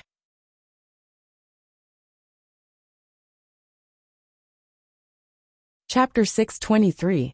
A Spy. Although everyone knew about this battle plan relied too much on the performance of the spy. It could be said that the success of the spy depended on whether the spy's performance was good. If the spy's acting skills were good, and he fooled the Red Lotus group, he would definitely succeed. But what if the spy's acting skills were awkward, were exposed, or didn't meet the expected standards? They feigned an attack on Fenghu County and focused on Jinmen County. If the Red Lotus group didn't withdraw their troops from Jinmen County, it would be awkward. Su Ku and the others were a little worried that they would place their hopes on an unknown spy without a proper way out. Among those present, only Wei Xi was confident. Not only did he understand Jiang Pingji, but he also understood An Shui. With regards to Jiang Pingji, Wei Xi could at most speculate her mood and plans through her words and actions, but she liked to play her cards unpredictably. It was good enough that Wei Xi could guess correctly once or twice out of 10 times. An Shui, Wei Xi had been with him for many years. He had long understood this person thoroughly. If the acting skills of all the feudal vassals were ranked, An Shui would definitely be in the top 3. The conditions offered by Jiang Pingji were too tempting. An Shui would bite the bait even if he knew it was a trap. Not to mention that he hadn't discovered it yet. As long as he helped Jiang Pingji conquer Qingde County, An Shui could take half of the captured men and money. The royal family of Dongqing had issued an edict to rescue the emperor. An Shui wanted to use this springboard to develop. The 10% of the men and money that Jiang Pingji promised him were extremely important. Jiang Pingji wanted to use Qingde County to expand her military strength and land. She wanted to suppress the aristocrats in Shangyang County and stabilize her foundation. An Shui also wanted to use 10% of the men as capital to join the ranks of the Rescue the Emperor forces and take the opportunity to develop. Their interests were the same. An Shui yearned for victory even more than Jiang Pingji. Under this kind of temptation, even without the urging of others, An Shui would do his best to make this happen. He would do everything he could to make this happen. Just as Wei Xi was thinking about how to dispel everyone's worries and reassure them, Jiang Pingji spoke. She said, "Everyone's worries are not without reason. I've thought about it carefully and intend to tell you something." Wei Xi's heart skipped a beat. He was about to speak, but he was still a step too late. Jiang Pingji said, "I plan to lead the vanguard battalion in this attack." These few words were like firecrackers thrown into a pot of boiling water, causing an explosion. Needless to say, both the strategists led by Su Ku and the generals led by Meng Hun were firmly against it. They knew that Jiang Pingji fought bravely, but their lord was the one who kept watch at the rear and stabilized the situation. If she ran to the front line to kill the enemy and exposed her identity, the enemy would focus on her. What should she do then? No matter how brave a person was, when faced with thousands of blades, he could only wait to be chopped into minced meat. Yang Xi was surprised. He didn't seem to have expected Jiang Pingji's solution to be this. He had never seen how Jiang Pingji looked like when she killed people. He thought she was just being arrogant and liked to play the hero. He suddenly had a headache. "Magistrate Liu, you should consider the bigger picture. As everyone's lord, how could you disregard the danger and personally go into battle?" It was one thing for her to go into battle personally, but she still wanted to lead the vanguard battalion. What was the vanguard battalion for? The vanguard battalion was responsible for scouting the path for the entire army, scouting the enemy's situation, checking out the terrain, or conducting reconnaissance or probing attacks in order to disrupt the enemy's formation and boost their morale. The tasks were arduous and were usually made up of the most elite soldiers of the entire army. In other words, the vanguard battalion was the first unit in the army to fight with the enemy. Under normal circumstances, the reduction of members would start from the vanguard battalion. Entering the vanguard battalion meant that one could go and meet the king of hell. Everyone's obstructions and objections drifted into her left ear and out of her right ear. No matter how eloquent their words were, she remained unmoved. Seeing the familiar scene, the audience in the live stream room expressed their delight. "Tomorrow Gaokao La. Ha ha ha. Don't you think this scene is familiar? When we attacked Chang'an district previously, The streamer also wanted to go to the front line, but in the end, she was stopped by the little princesses under her. Now the team of the little princesses has expanded further, and there are more people obstructing the streamer. Should we take a gamble and see if the streamer or the little princesses will win? Cheering little angels. #despise. You all said that they are the little princesses. According to the streamer's habit of spoiling them, they will definitely be persuaded in the end. Putting aside this point, the battlefield has no eyes. As the backbone, the streamer is indeed not suitable to take risks. Shurgung. You are all ha. Am I the only one who feels sorry for the streamer? She is actually more suitable to be a general, not a lord. As a general, she can fight on the battlefield and unleash her wild nature. She can take the head of the enemy's general amidst thousands of troops and make the enemy tremble in fear. However, Jiang Pingji was everyone's backbone and their lord. She had become a panda that was protected in disguise. Perfect 10 beauties. The commenter above is not alone. Every time I see the little princesses obstructing the streamer, I feel uncomfortable. If it happens a few more times, I will turn from a fan to a hater. The streamer is a tiger or a lion, not a panda that is locked up in a zoo and carefully served. There was a lot of discussion on the bullet screen in the livestream room. Naturally, Jiang Pingji did not miss it. The idle audience compared her to a panda that was being protected, and the strategists and generals as little princesses. She felt that it was quite fitting. Then, there is no need to persuade me anymore. I have made up my mind. Jiang Pingji's gaze became determined. If she continued to be trapped here, and was associated with a bunch of government affairs all day, she had almost forgotten how exhilarating it was to ride a horse and kill the enemy was. I will lead the vanguard battalion. This time, we must conquer Jinmen district with the fastest speed and the lowest casualties. Apart from me, who among the generals can do it? This matter is decided. Meng Hun and the others had fought with Jiang Pingji before. Whether it was one-on-one combat or leading troops into battle, there was indeed a huge gap between them and Jiang Pingji. Yang Si was stunned and could not help but turn his gaze to Jiang Pingji. After the meeting, Yang Si pulled Wei Xi aside and whispered into his ear. This lord of yours, can she still go to the battlefield with such a small body? Wei Xi was still immersed in his own thoughts. He was interrupted by Yang Si. He raised his head and said in a slightly mocking tone, My lord's martial arts are extraordinary, and she is brave and invincible. Why can't she go to the battlefield? Let's not talk about anything else. If you were her opponent, you wouldn't be able to defeat her even if she gave you a handicap of 2 legs, 1 hand and 4 fingers. Yang Si almost choked on Wei Xi's words. What was wrong with Wei Xi? The moment he opened his mouth, he ended the conversation. Is she really as powerful as you say? Yang Si revealed a doubtful expression. Jiang Pingji was not short, but her figure was not burly. She looked a little lean, and did not look like she could fight. Wei Xi urged. If you don't believe me, why don't you give it a try? But come to think of it, why did you suddenly make such a suggestion? Yang Si was just a part-time worker. He stayed behind for the sake of delicious food, but now he took the initiative to offer a suggestion. Yang Si looked away and said angrily, Do you think I want to? Don't you think about your lord's temperament?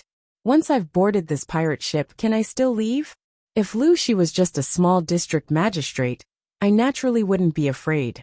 Now that he's about to become the magistrate, how can I escape? Chapter 624. Yang Si was indeed a little scared. He didn't expect Jiang Pingji to develop so quickly. In just 1 or 2 years, she had transformed from a vacant district magistrate in Xiangyang district, which was occupied by the Tsingy army, to the prefecture magistrate, who practically controlled a state. For many people who had been through the ups and downs of officialdom, it was a long road that could not be completed in a lifetime from a county magistrate to a prefecture governor. The more Yang Si understood Jiang Pingji, the stronger the sense of urgency in his heart. You could say that he was a coward or afraid of death, but no matter what, it was better than losing his life.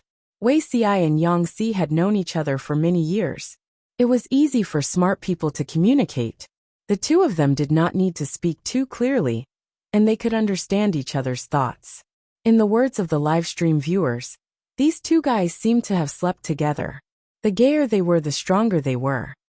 In that case, Wei Xi folded his hands into his sleeves and said with a faint smile, "Are you going to change the way you address my lord?" Yang Xi's expression stiffened, and his face turned a little darker. After a while he stammered, "No matter what, I'm also a talented person. If I admit defeat so easily, where do you want me to put my face? It's fine if you want me to change my words, but first, let your master express something." Back then, he had said it in a loud and clear voice, making a solemn vow. In the past, his words were still lingering in his ears. If Yang Xi took the initiative to give in, wouldn't it be a slap in the face? No matter what, he had to be reserved for a period of time. If he took the initiative to throw himself at her, what if she didn't take it seriously? When Jiang Pingji saw his talents and usefulness, she would take the initiative to extend an olive branch to him.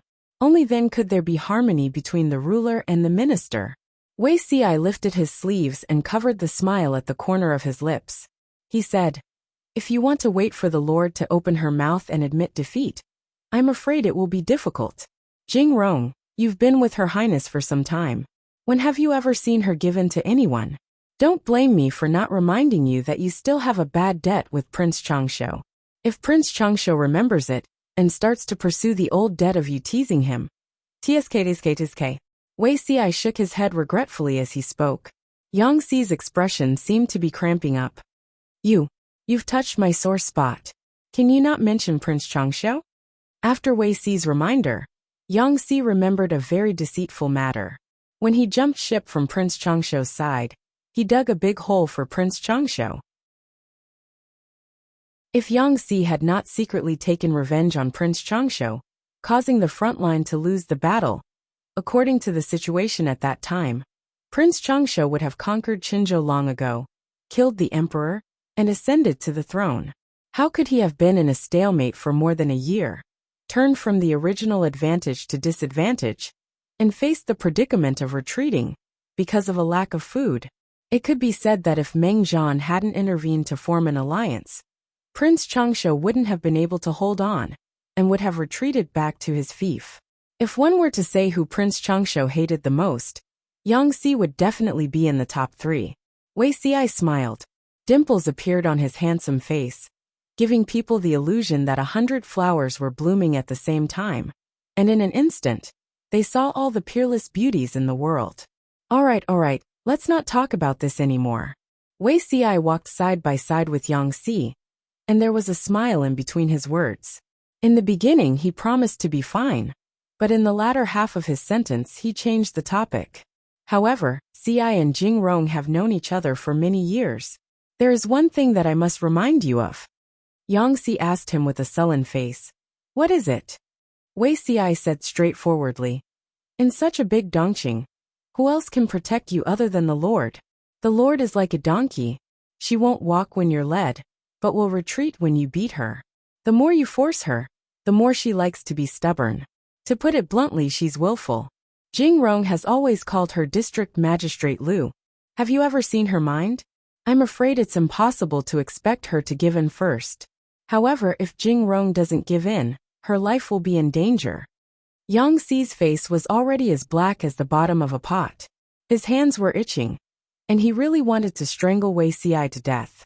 In the past, when he saw Wei Xi, he felt that he was a bright and noble person. Now that he looked at Wei Xi again, he felt that he might have been blind. When this person was split open with a knife, his flesh and blood were all black, not to mention his heart.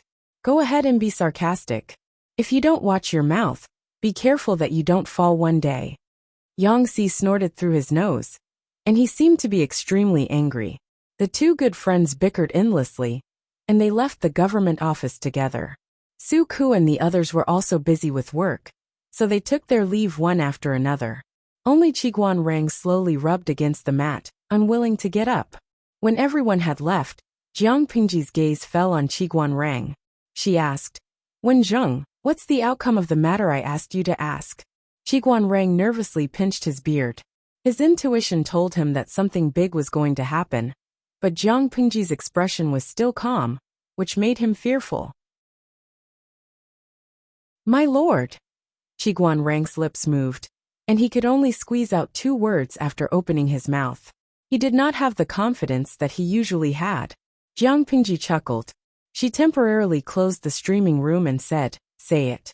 No matter what the outcome is, your lord will be able to bear it. I asked you to write a letter to Master Wei Yuan. Looking at the time, there should be a reply by now." Qi Guanrang hesitated for a while, and after some deliberation, he told her the contents of Master Wei Yuan's letter. Jiang Pingji listened with a calm expression. The more she acted like this, the more Qi Guanrang felt frightened. Finally, "My lord, I think this matter might be a misunderstanding. Please, my lord." Jiang Pingji lowered her eyes and chuckled. Her expression did not show the slightest hint of worry. "Wen Zheng, you don't have to persuade me or comfort me. I've been aware of this for a long time, but I don't have any evidence." Jiang Pingji curled her lips. Her nonchalant attitude was very natural, and there was not a single flaw in it. "Moreover, Wen Zheng, this matter is far more complicated than you think. It may even involve areas that ordinary people can't imagine. However, I am confident that I can solve it. I am the lord you chose, so you must have some confidence. If I can't even handle such a matter, won't I be letting down your trust in me?" Although Qi Guanrang's mind was treacherous, and his scheming style seemed to be similar to Yang Si and Feng Zhen's, there were differences between the 3 of them. Yang Si loved to use tricks and schemes, but he could see the facts clearly, distinguished the severity of the situation, and was the best at judging the situation. Feng Zhen loved to do things recklessly, and he did everything according to his whims. His train of thought was cunning, and his schemes were strange and ever-changing. As for Qi Guanrang, he had some of the characteristics of Yang Si and Feng Zhen, but he was also different from them. Feng Zhen loved to show off, but Qi Guanrang did not like to stand out. He engraved the words "be wise and play safe" into his bones. Yang Si's weakness was very obvious. If the situation was stronger than him, he would give in. Qi Guanrang was quite stubborn in a certain aspect, and he had very strong principles. Be wise and play safe did not mean go along with the flow. Qi Guanrang was like this, yet he chose Jiang Pingji. He had almost bet everything on her, not for anything else, but for the trust and loyalty of the group of little princesses under her. Jiang Pingji would not allow herself to lose. Jiang Pingji's attitude was firm. Qi Guanrang could only swallow the words that were in his stomach. Since his lord had already made a decision, he did not say anything more.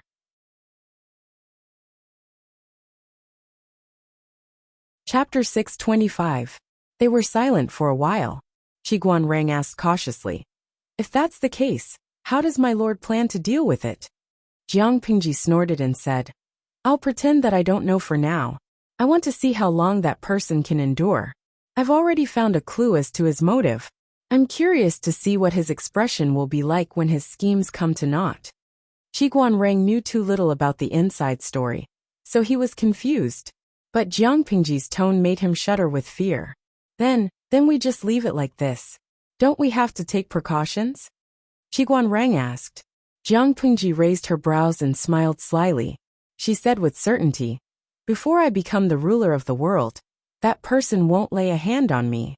Not only will he not be a burden, but he will also do his best to help. It's a free gift, so I'll take it. That person thinks that I don't know anything, and even set up layers of barriers to mislead me. He doesn't know that sometimes, being too thorough can also be a flaw." Qi Guanrang thought that Jiang Pingji was done, so she added another sentence. "No one else can know about this matter after it comes out of your mouth and passes through my ears." She never hit someone unprepared. Wei Yuan's reply seemed to have no content, but Jiang Pingji had already grasped the crux of the matter. "Haha, scheming, right? Do you really think that all the smart people in the world are dead?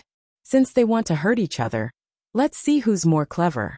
Jiang Pingji raised her hand and rubbed between her brows. She said, "Wen Zheng, help me draft a letter." Qi Guanrang asked subconsciously, "To whom?" Jiang Pingji replied, "To my father.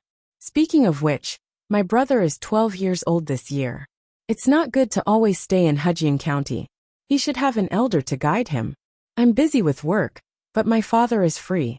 Let him guide him. Although he's a son of a concubine, his surname is also Liu. If he grows up crooked, won't it be a disgrace to the family? By doing this, we can beat that person up without alerting him. Liu Shi was also very powerful. Liu Huan, the daughter of Prince Changshou and Wang Huiyan, eventually married into the Dongqing royal family and married the son of the emperor and Wang Huiyan. They had the same mother but different fathers. The siblings were in a mess. Liu Shi, the mastermind, gained a wave of sympathy from passers-by. As for this bastard son, Hihi, his identity was also quite impressive. Who said that women were petty? When a man held a grudge, his means of revenge were even more terrifying. Jiang Pingji had never thought that there would be so many demons and monsters gathered in the small backyard of the Lius. Qiguan Rang's expression froze. He thought that Jiang Pingji had suffered a great blow, which was why she said that. He looked closely and realized that she was very clear-headed. Yes, Qiguan Rang agreed. Jiang Pingji happily ended the topic and swept away the gloomy atmosphere from before. She turned to ask Qiguan Rang about his opinion on Yang Xi's scheme. Qiguan Rang appreciated Yang Xi's stratagem very much. He was very good at using fake and real. Fighting a war was never a simple matter. Strange and treacherous schemes often had unexpected benefits. They had planted spies in the Red Lotus group. If they operated properly, taking down Jinmen County was a sure thing. The only flaw was, Qiguan Rang's expression was grave. My lord's loyal and devoted elite soldiers and generals, why take the risk? The lords of other families wished they could stay at home, always remembering that a gentleman does not stand under a collapsing wall. On the other hand, his lord was thinking about how to run out every day. If she made a mistake, no one knew where she would have run off to. Previously, there were many people around, so Qiguan Rang did not speak much to persuade her. Now that there were only the two of them, there was no need to worry about many things. Jiang Pingji was also very straightforward. Wen Zheng, do you still remember what I was like when you first met me?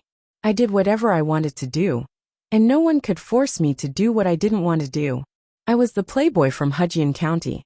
Ever since I became the magistrate of Xiangyang District, I feel like I've been restrained, like a fierce tiger locked in a cage. The sharp teeth of a fierce tiger are used to bite its prey, not to be admired. After hearing this, Qiguan Rang's face turned pale, and he hurriedly explained. Why would my lord have such an idea? No one else has ever thought of restraining my lord. He was really frightened. It was really frightening to be accused of such a serious crime. Jiang Pingji said. I know you're worried about me because I'm your lord, your backbone. If I die, the forces that we've conquered will also collapse. But Wen Zheng, have you ever seen a general cowering behind his soldiers because he's afraid of dying in battle? When hasn't he charged and broken through enemy lines, running at the forefront? I'm your lord, but I can also be a general who is good at war. There's no conflict between the two. Believe me, I'll lead you to the most honorable position in the world. Those who did not understand Jiang Pingji would think that the youth was too arrogant to the extreme. But those who knew her knew that her arrogance would become reality in the end. She said leisurely, Wen Zheng, if you're really worried about me, why don't you take care of the rear, so that I don't have to worry about fighting at the front lines? Qiguan Rang was choked by these hooligan words. When it came to acting shamelessly, who was better at it than his lord?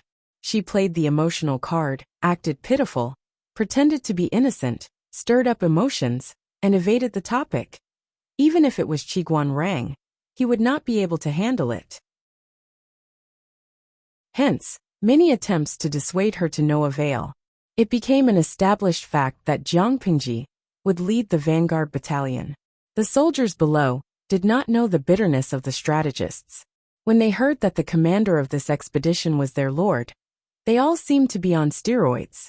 The battle had not yet begun, but their morale was already high. Jiang Pingji was a non-mainstream lord. The place she most often stayed was not the government office, but the woodworking workshop and the military camp. She would patrol there every few days. Occasionally, when she sparred with Li Yin, Meng Han, and Luo Yu on the drill ground, there would always be soldiers who liked to watch the fun secretly watching. For many soldiers, their lord was not a high and mighty deity. Instead, she was a valiant and extraordinary man with nimble skills. In layman's terms, Jiang Pingji was very down-to-earth. Her actions invisibly shortened the distance between the role of the lord and the soldiers, making the former more approachable to the people. In the face of such a situation, no matter how worried the strategists were, they could only swallow their bitterness. The soldiers had such high expectations of their lord. If they persuaded Jiang Pingji to withdraw from the front lines, it would be a huge blow to their morale. Fengyi County and Qingda County were not far apart. The movement of the troops here had alarmed the Red Lotus Group. The Tsingyi army was already like a grasshopper at the end of autumn. They could not jump around for more than a few days. If they were to deal with the Tsingyi army, there was no need for such a large number of troops. Obviously, the transfer of troops from Fengyi County was directed at the Red Lotus Group. When the higher-ups of the Red Lotus Group heard this news, their expressions were as grave as still water. One by one, they could not help but criticize Jiang Pingji in their hearts.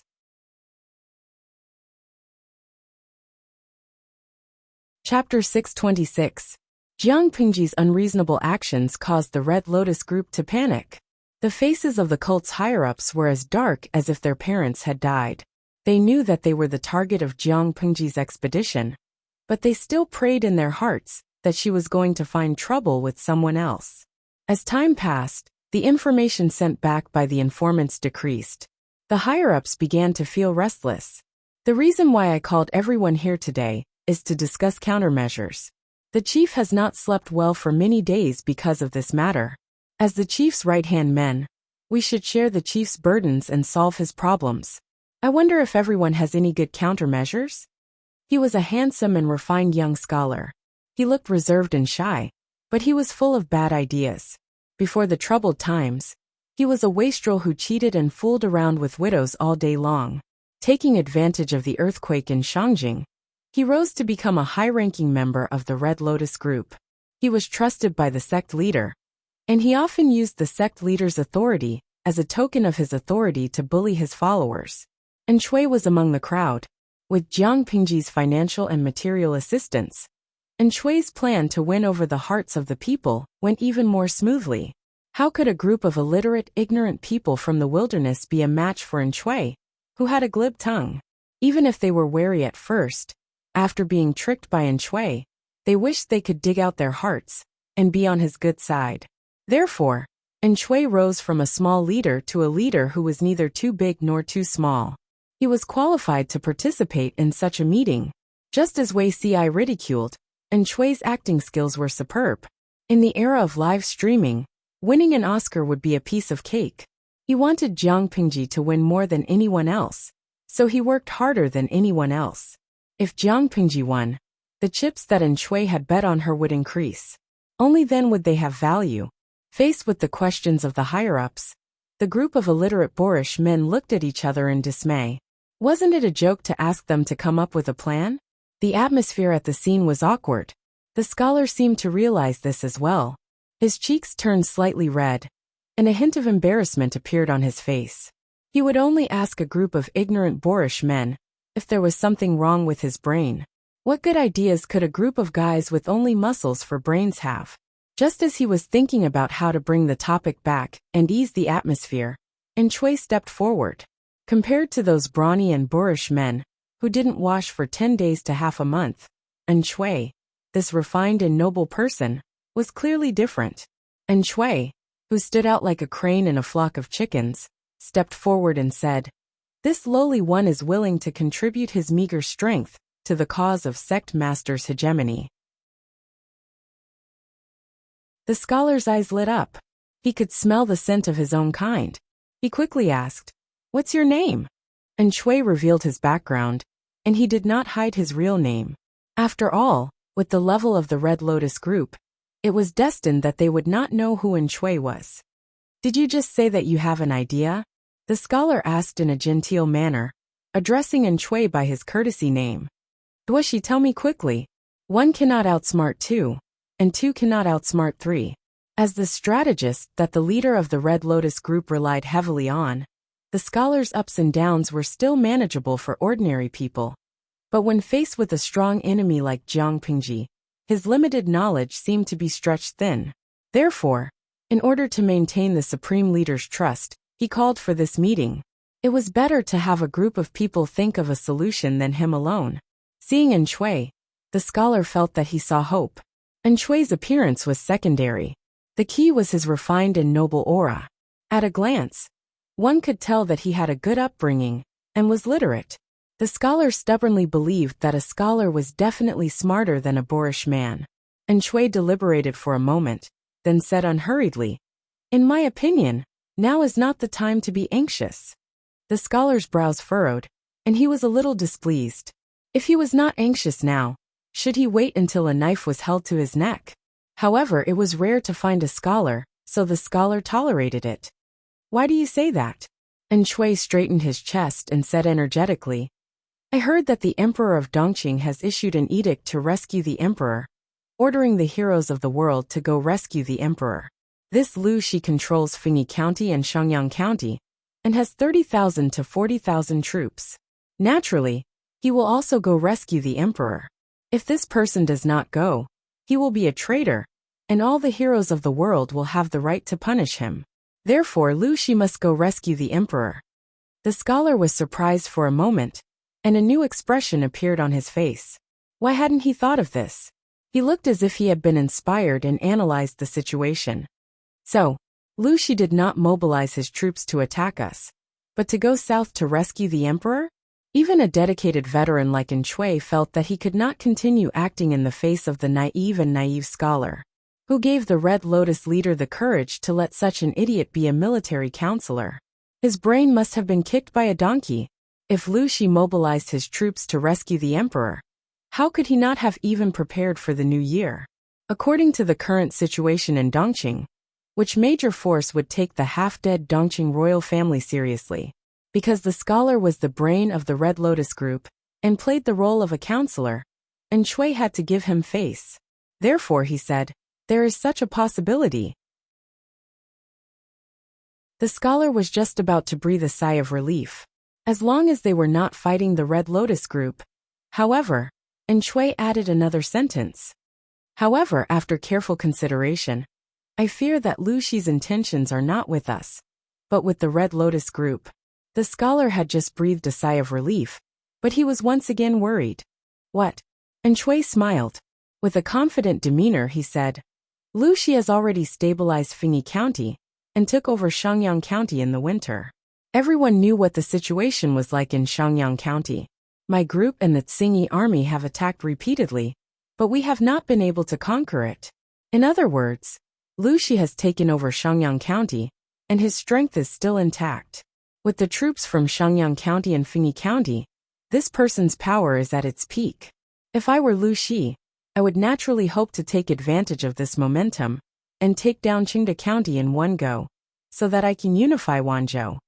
There were only 6 states in Dongqing, and Lu Shi alone occupied one. After hearing this, the scholar felt that it made sense. However, if he had been smarter, he would have realized that An Shui was only fooling him. An Shui spoke a lot, and it seemed to make sense, but in reality, it was useless. It was mostly nonsense. The scholar was impressed by An Shui's intelligence, but he was afraid that if he did not perform as well as An Shui, it would affect his prestige in the Red Lotus group. Therefore, the scholar invited An Shui to the back hall for a detailed discussion. As soon as they sat down, the scholar hurriedly asked, "Duo Shi, why did you say that you were in no hurry?" An Shui frowned secretly. He did not like people calling him by his courtesy name. However, he did not express this negative and irritated emotion. Instead, he looked excited, as if he was about to be put in an important position.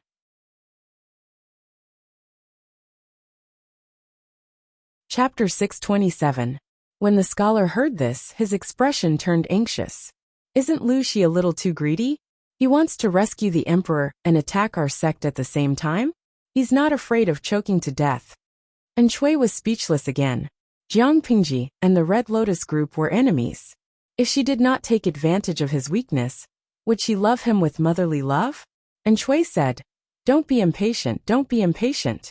I said there's no need to be anxious precisely, because Lu Shi is too greedy. He wants to have the best of both worlds, so he must expand the results of the battle as quickly as possible. They can't afford to delay a battle if they follow the rules. The scholar was fascinated. He pricked up his ears for fear of missing a word.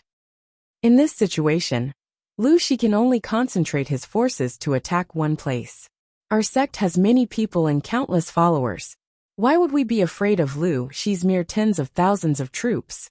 If he wants to attack by force, we will concentrate our forces and delay them.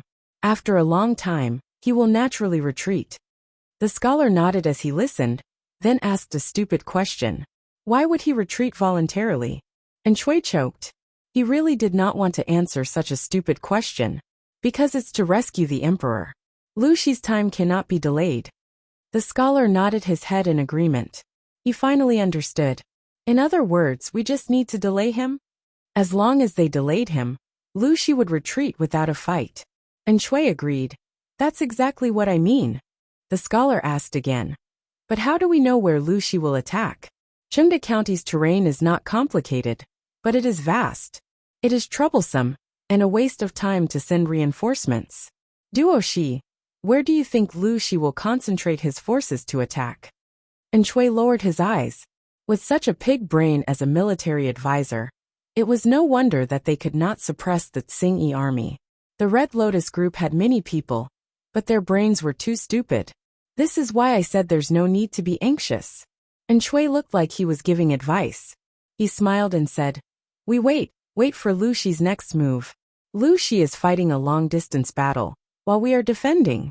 There are flat official roads in the county. We can move troops much faster than them. Instead of worrying and panicking now and making the people panic, it is better to sit on the fishing platform and wait for Lu Shi to come to us. No matter where he attacks, as long as we keep an eye on him, no matter how he attacks, we will be able to gain the upper hand. And Chui had given the Red Lotus group a solid blow, so much so that the scholar's bones went limp and his mentality swelled to the heavens. When the scholar heard this, his eyes lit up. He held Anne's hands and called her his confidant. And Chui chuckled. He would never befriend a pig. His expression was cold. The scholar asked a few more stupid questions in detail, and Chui answered them in detail, without any intention of hiding anything. The scholar was very satisfied with their conversation. He patted Chui's shoulder. You've done well. You've done a great service this time. I'll definitely put in a good word for you in front of the cult master. And Chui revealed an expression of uncontrollable ecstasy on his face, but he pretended to be reserved and humbly declined.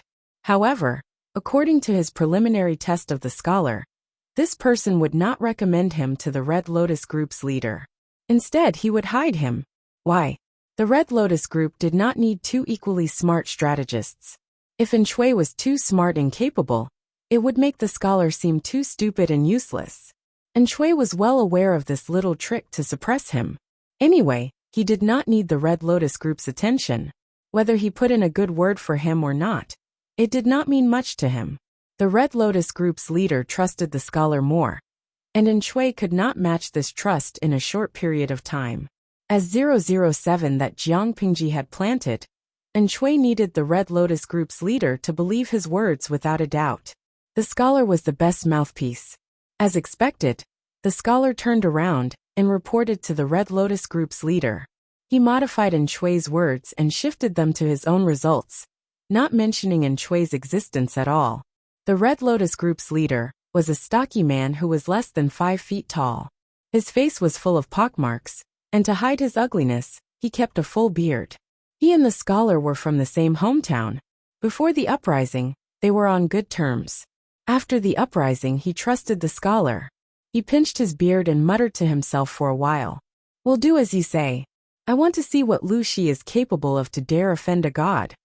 As mentioned before, the Tsingyi army were bandits, and the Red Lotus Group were bandits with faith. This leader claimed to be the incarnation of a god, who descended to save the people. But in reality, before he became the incarnation of a god, he was just a random doctor who had studied medicine for a few years. By chance, he had obtained a copy of the sect's doctrine, that had been passed down during the chaotic times of the 16 kingdoms. After reading it, he felt that it made sense and spread it everywhere. However, the ancient books did not specify which sect it was, so he simply named it after his hometown, Red Lotus District. After a few years, he had accumulated a group of believers in his hometown, Red Lotus District, which laid the foundation for the uprising that followed. Coincidentally, there was an earthquake in Shangjing. The royal family moved the capital, disregarding the lives of the people. He simply raised the doctrine and led his followers in rebellion. If the Red Lotus group had been lucky and had not been stopped by the Tsingy army, it was estimated that the Red Lotus group would have spread throughout the north. It was a pity that luck was not on their side. The Tsingy army suddenly emerged as a new force, and they fought too fiercely with the Red Lotus group in the north.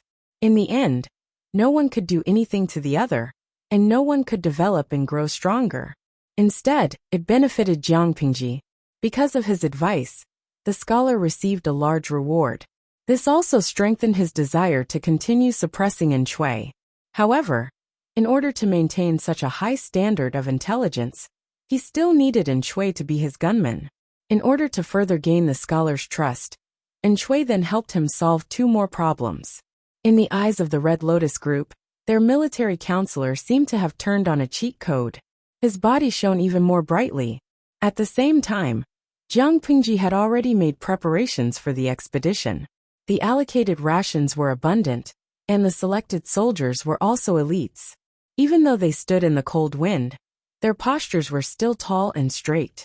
Jiang Pingji stepped onto the platform and officially announced that she would be the commander-in-chief of the Vanguard Battalion. This time, Li Yin was also promoted from deputy captain to captain. He led the right wing and coordinated with the Vanguard Battalion and the middle troops. This time, Meng Hun stayed behind to look after the home. Luo Yu was responsible for the transportation of rations in the rear and shouldered various logistical matters. Dian Yan was appointed deputy captain of the Vanguard Battalion and charged forward with Jiang Pingji.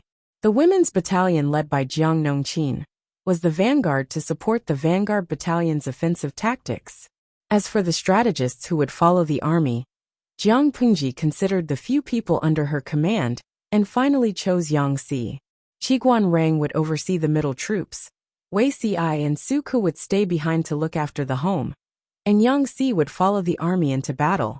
When Yang Si learned of the results, he could not help but be speechless and gasp in surprise. "I really don't know if your lord is magnanimous or broad-minded. She even dares to put someone in an important position who has yet to surrender." Wei Si laughed and said, "Naturally, the Lord trusts the people she dares to use. What's more, you're the one who came up with the plan for the surprise attack this time. If I don't bring you along, who will I bring along? It's just that. I heard that the mountain road is treacherous. Jing Rong, you must be careful." Yang Si's face darkened, like the ashes at the bottom of a pot.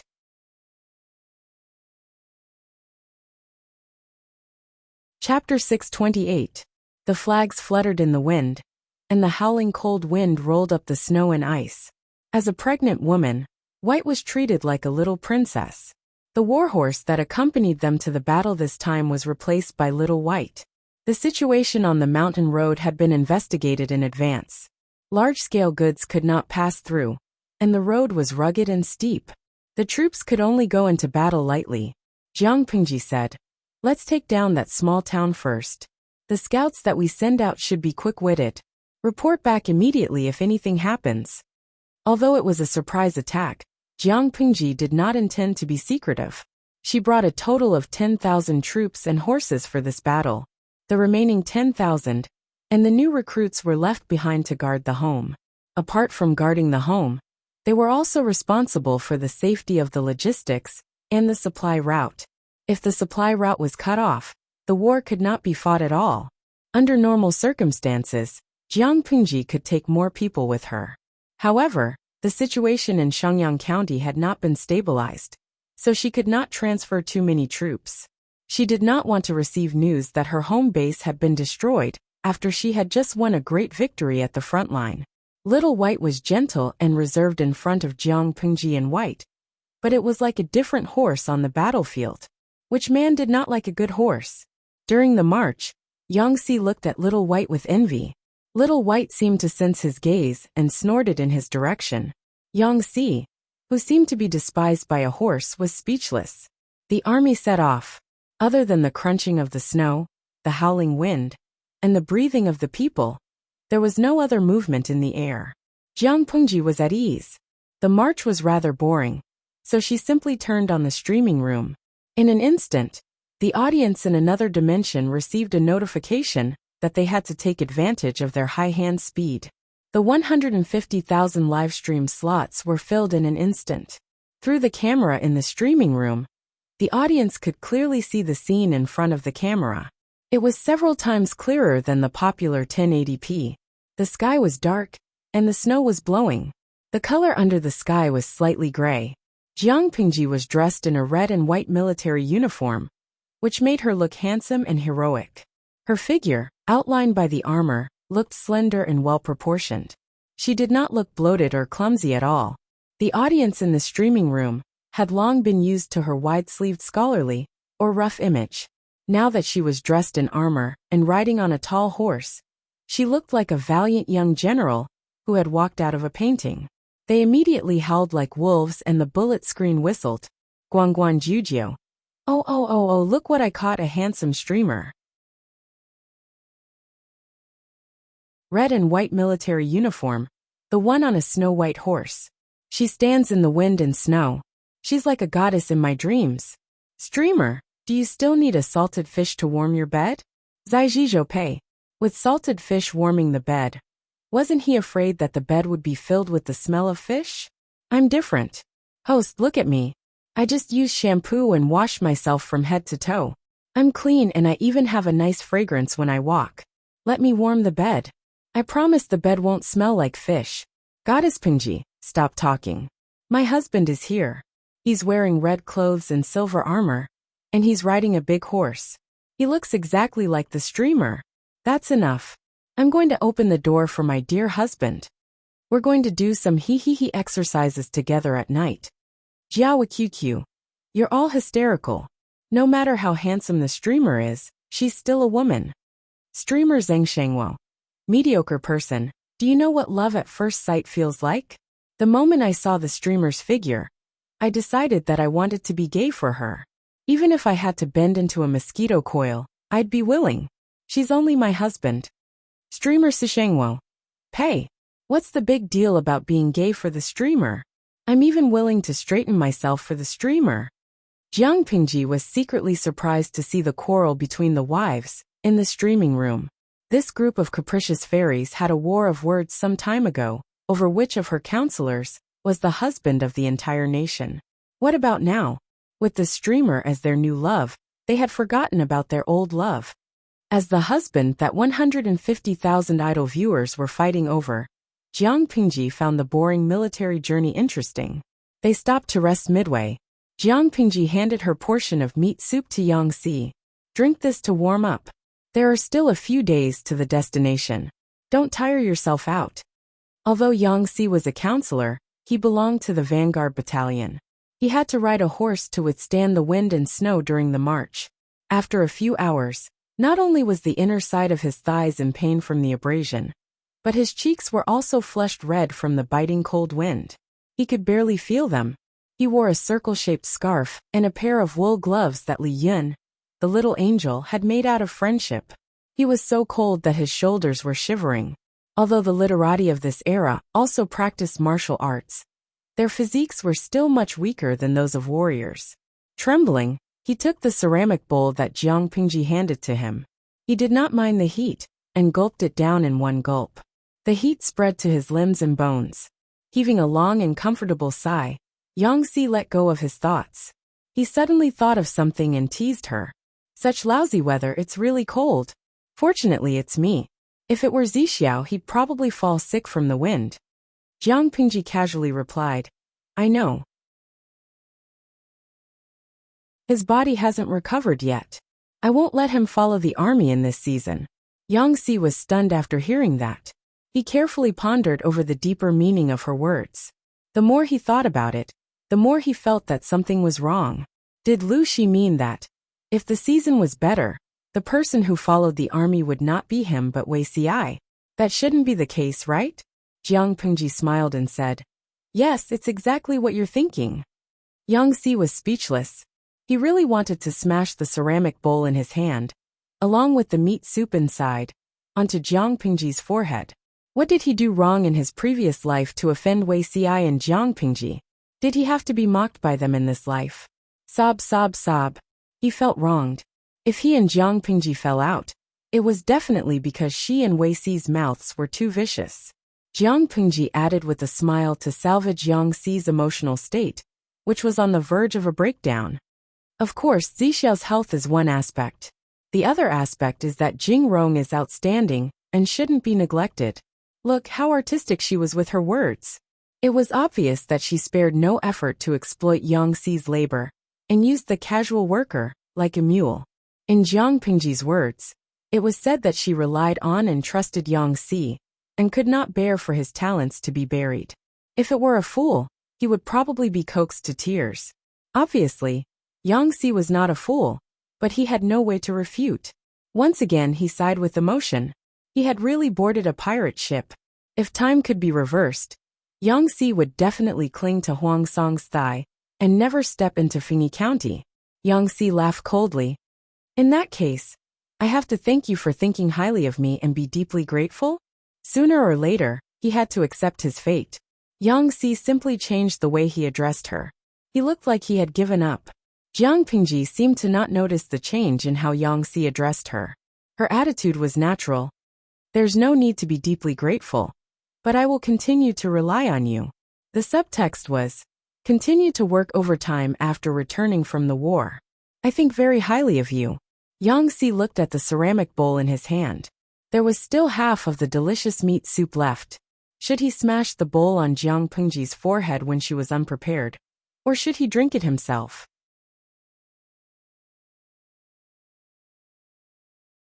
Chapter 629. There was a small town near the border between Jinmen County and Fenghu County. This small town used to be a small village deep in the mountains. During the chaotic times of the 16 Kingdoms, a mountain road was built here to connect the two counties. Commercial trade was frequent, and this place became a good place for merchants to stop and rest. Slowly, it became a small town with a large population. In the middle of the Great Xia dynasty, the government recruited corvée laborers to build the official road. The official road was flat and wide. In contrast, the mountain road was craggy and narrow, full of bumps and bumps. Soon, the mountain road was abandoned, and the popularity that had gathered because of the mountain road also dissipated. Now this small city had been forcefully occupied by the Red Lotus group, and had become their outpost. Jiang Pingji led the troops closer. Along the way, they discovered several enemy scouts, but they were all killed by the vanguard battalion. However, the Red Lotus group had developed from the commoners at the bottom of society. If they really wanted to spy on the situation, it would be impossible to guard against them. When Jiang Pingji was only an hour away from the small town, the news reached the hinterlands of the Red Lotus group. After the leader of the Red Lotus group heard this, he summoned his trusted aide, the scholar, and asked about the plan. The scholar was already used to finding An Chui to be his gunman. On the surface he appeased the cult leader, but in his heart, he memorized the information. This matter is quite suspicious. Lu Shi is a treacherous and cunning person. I'm afraid there's something fishy going on. The scholar pretended to be profound, as he tried to think of a way to coax the Red Lotus group leader. Group leader, allow me to go back and think about this. I will definitely give you an answer in 4 hours at most. As soon as the leader of the Red Lotus group agreed, the scholar hurriedly went back to seek help from An Chui. An Chui had a script. When he learned that Jiang Pingji would attack the small town according to the original plan, he was overjoyed. He showed a serious expression, and pretended to be suspicious. What's so special about that small city? Why did Lu Shi attack that place? The scholar echoed. Yes, that place is very creepy. There are ferocious beasts everywhere. Is Lu Shi trying to enter the mountain to feed the mosquitoes? In a war, one should not attack on the main road. They did not play their cards according to common sense. And Shui rubbed his forehead with his hand, looking like he had a headache. This was not an act. He really had a headache. What a pig-like teammate.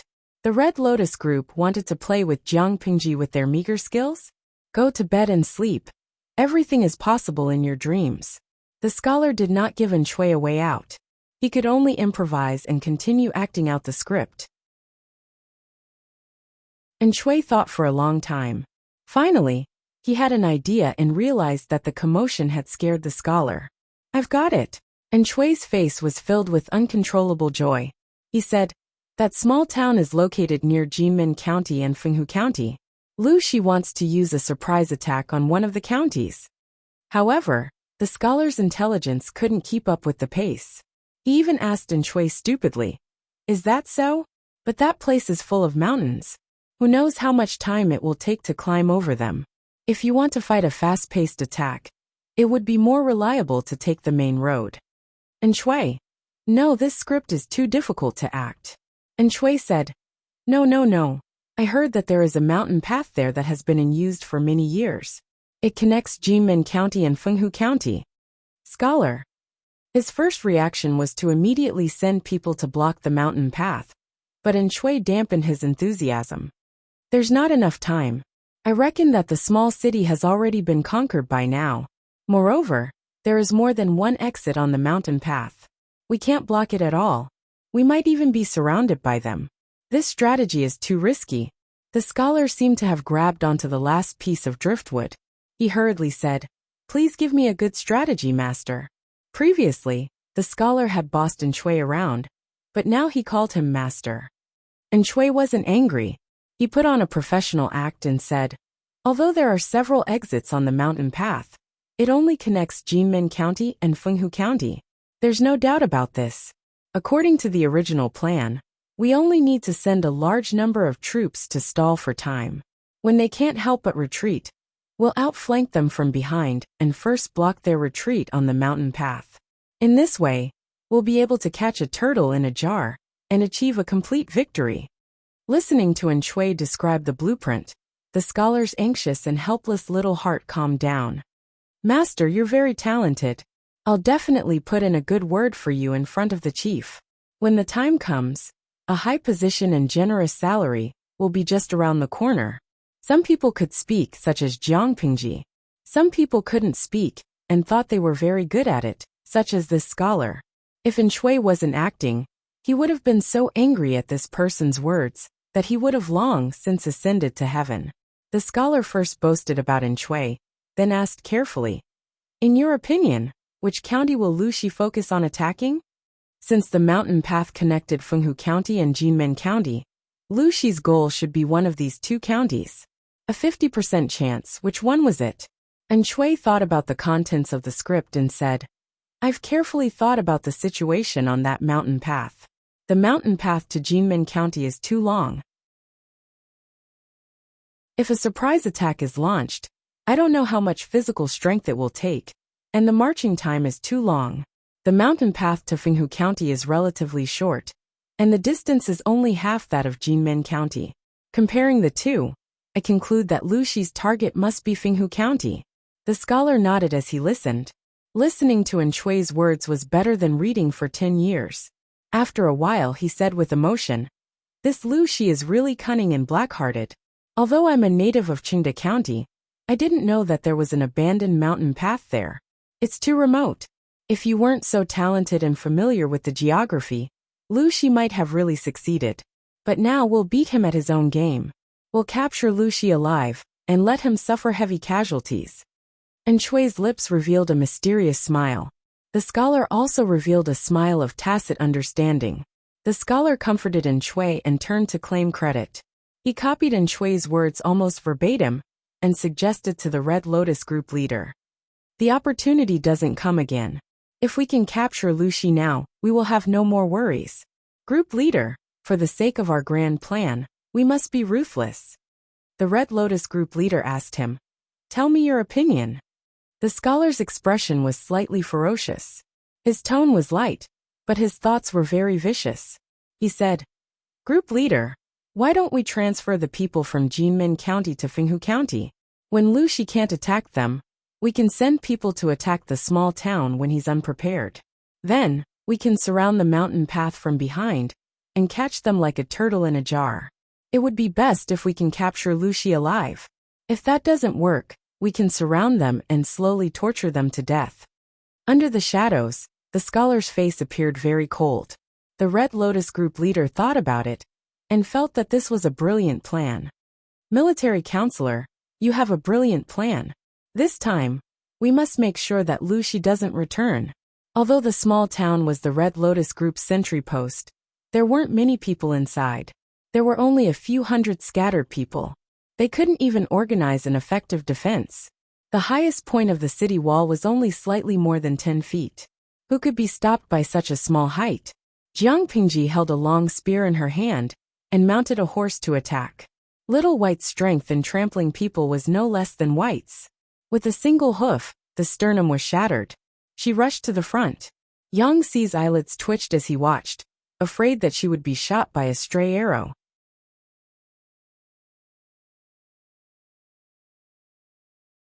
Chapter 630. Jiang Pingji was dressed in red and silver armor. She was an obvious target in the snow. If the Red Lotus group didn't target her, who else would they target? But for Jiang Pingji, the sparse rain of arrows seemed to have slowed down by dozens of times. She wasn't crippled. Why couldn't she dodge? Realizing that Jiang Pingji was being targeted by arrows, Yang Xi was so frightened that he almost fell off his horse. However, it turned out that Wei Xiai was right. Jiang Pingji fought him with 2 legs, 1 hand and 4 fingers. She could crush Yang Xi to death with 1 finger. Watching Jiang Pingji dance the long spear in her hand vigorously, the dense shadows of the spear almost turning into a shield wall. Arrows were deflected by her. Yang Xi's emotions went up and down as he watched. It was as if he was on a roller coaster. Little White galloped forward. As a top-grade steed, it had extremely strong explosive power and endurance. Soon it left the rest of its kind behind. It galloped as fast as silver lightning. The walls of the small city were quickly approaching. Jiang Pingji's target was too obvious. She alone attracted almost all the firepower.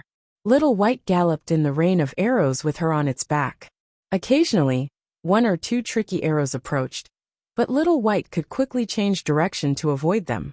Such a scene almost caused an uproar in the live stream. Their perspective was relatively special. It was similar to a camera hanging above Jiang Pingji's head. As the audience, they could adjust the angle of the camera 360 degrees. They could even zoom in and out. This time, the camera gave them a bird's-eye view. Not only could they see Jiang Pingji's back view as she galloped away, but they could also see the way she shot down the arrows. She was so fast that she left after images. Goddess Pingji. Hubby, are you riding a tall white horse to marry me?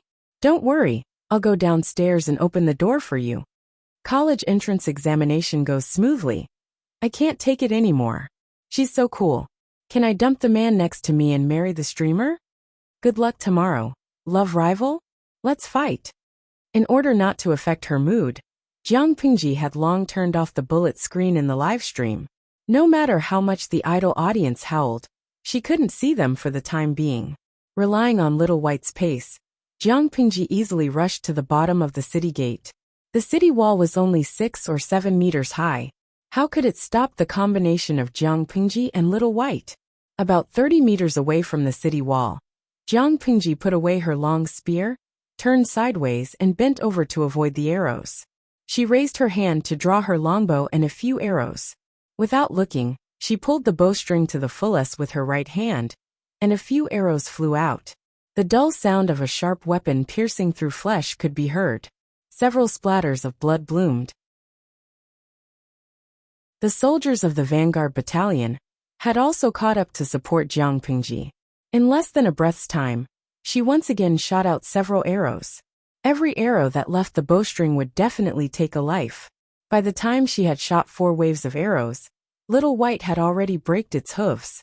Jiang Pingji borrowed the momentum and left the horse's back. He took out the long rope from behind his waist and threw the side with the iron hook. It coiled around the wall like a snake.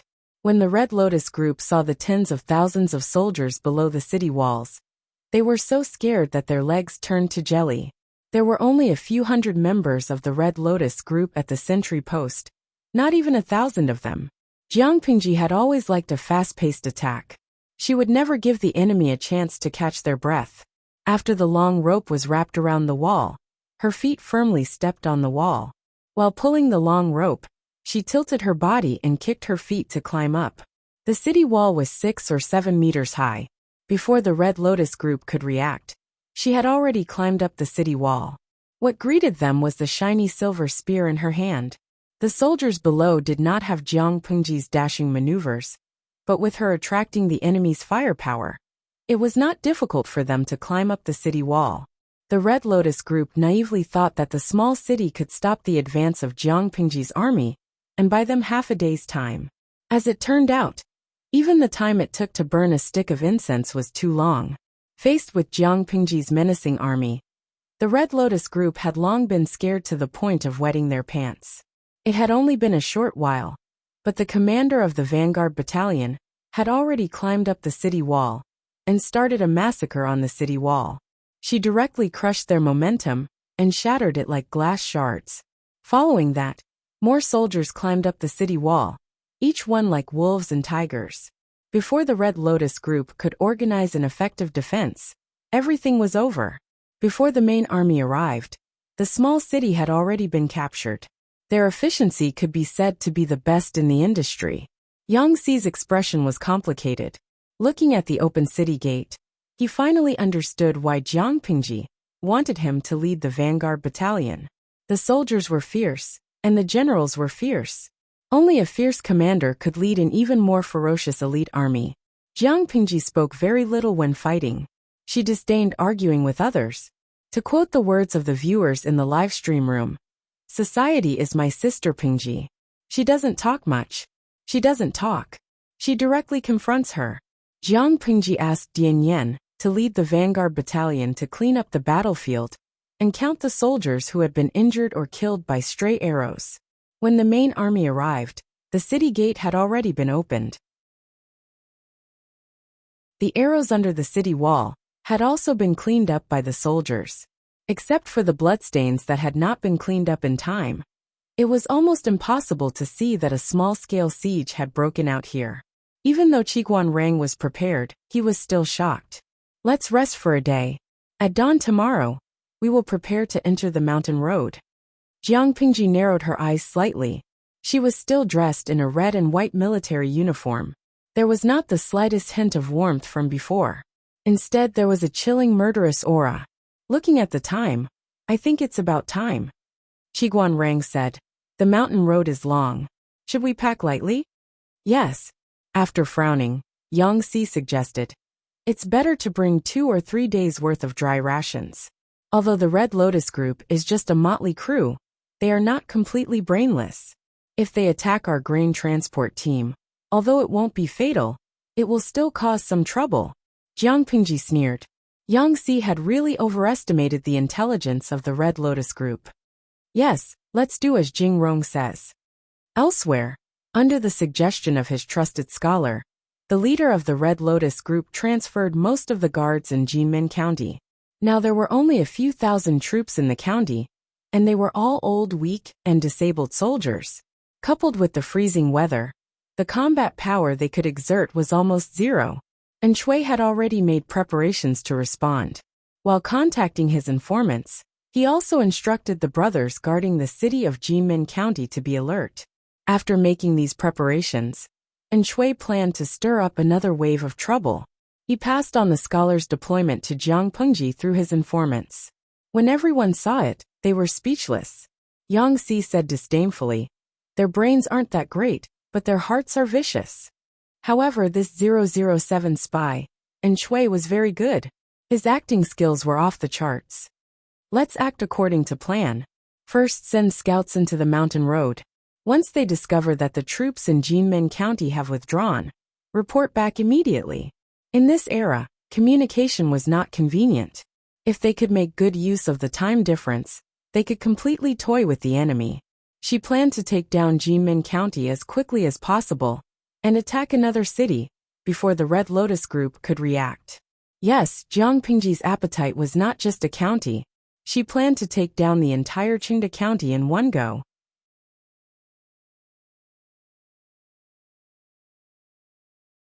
Chapter 631. Qingda County had a total of 4 counties: Jinmen County, Fenghu County, Honglian County, and Chuyu County. If the plan went smoothly, taking down Jinmen County would be as easy as pie. But Jinmen County could not satisfy Jiang Pingji's appetite. Her ambition was far greater than that. The Red Lotus group thinks that we're beating them at their own game. We might as well imitate them. Qiguan Rang sneered. He loved tricking people. According to my lord's prediction, how long will it take to take down Jinmen County? Jiang Pingji narrowed her eyes and calculated. After a while she said, although our march is in a hurry and we can't carry siege weapons, it will take at most 2 hours to take down Jinmen County, which is unguarded.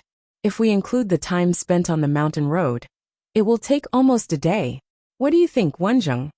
Qiguan Rang held the feather fan that had never left his side and gently waved it. Yang Si, who was beside him, saw it and subconsciously shuddered. He silently shifted his position. He had seen eccentrics and pretentious people, but he had never seen someone waving a fan in the middle of winter. Qiguan Rang said, according to the information from our informants, the Red Lotus group wants to exterminate us and has formulated a series of measures for this. They've worked so hard. If we don't give them a chance to perform, wouldn't it be too heartless? If the Red Lotus group wanted to trick them, then they could naturally do the same. Jiang Pingji raised her eyebrows and motioned for Qiguan Rang to continue. He said, the Red Lotus group thinks that we will attack Fenghu County with a large number of troops. If we don't show up for a long time, I'm afraid it will make them suspicious. Why don't we send some scouts to confuse them and make them think that our intention is Fenghu County, not Jinmen County? We'll delay as much as possible until my lord takes down Jinmen County. Then we'll turn around and attack Fenghu County. After all, the mountain road to Fenghu County is very short. Yang Si was a little unhappy when he heard this. If that's the case, won't we become a tired army? It's on the mountain road again. According to the Red Lotus group's plan, we'll be besieged on the mountain road, and it'll be difficult to break through. Dianyan couldn't help but ask. Realizing that everyone's eyes were on him, he silently shut his mouth. Jiang Pingji tried to smooth things over. She said, Deputy Diane's words make sense, but if the plan was that simple, it wouldn't be Wenjing. Sure enough, Qiguan Rang continued.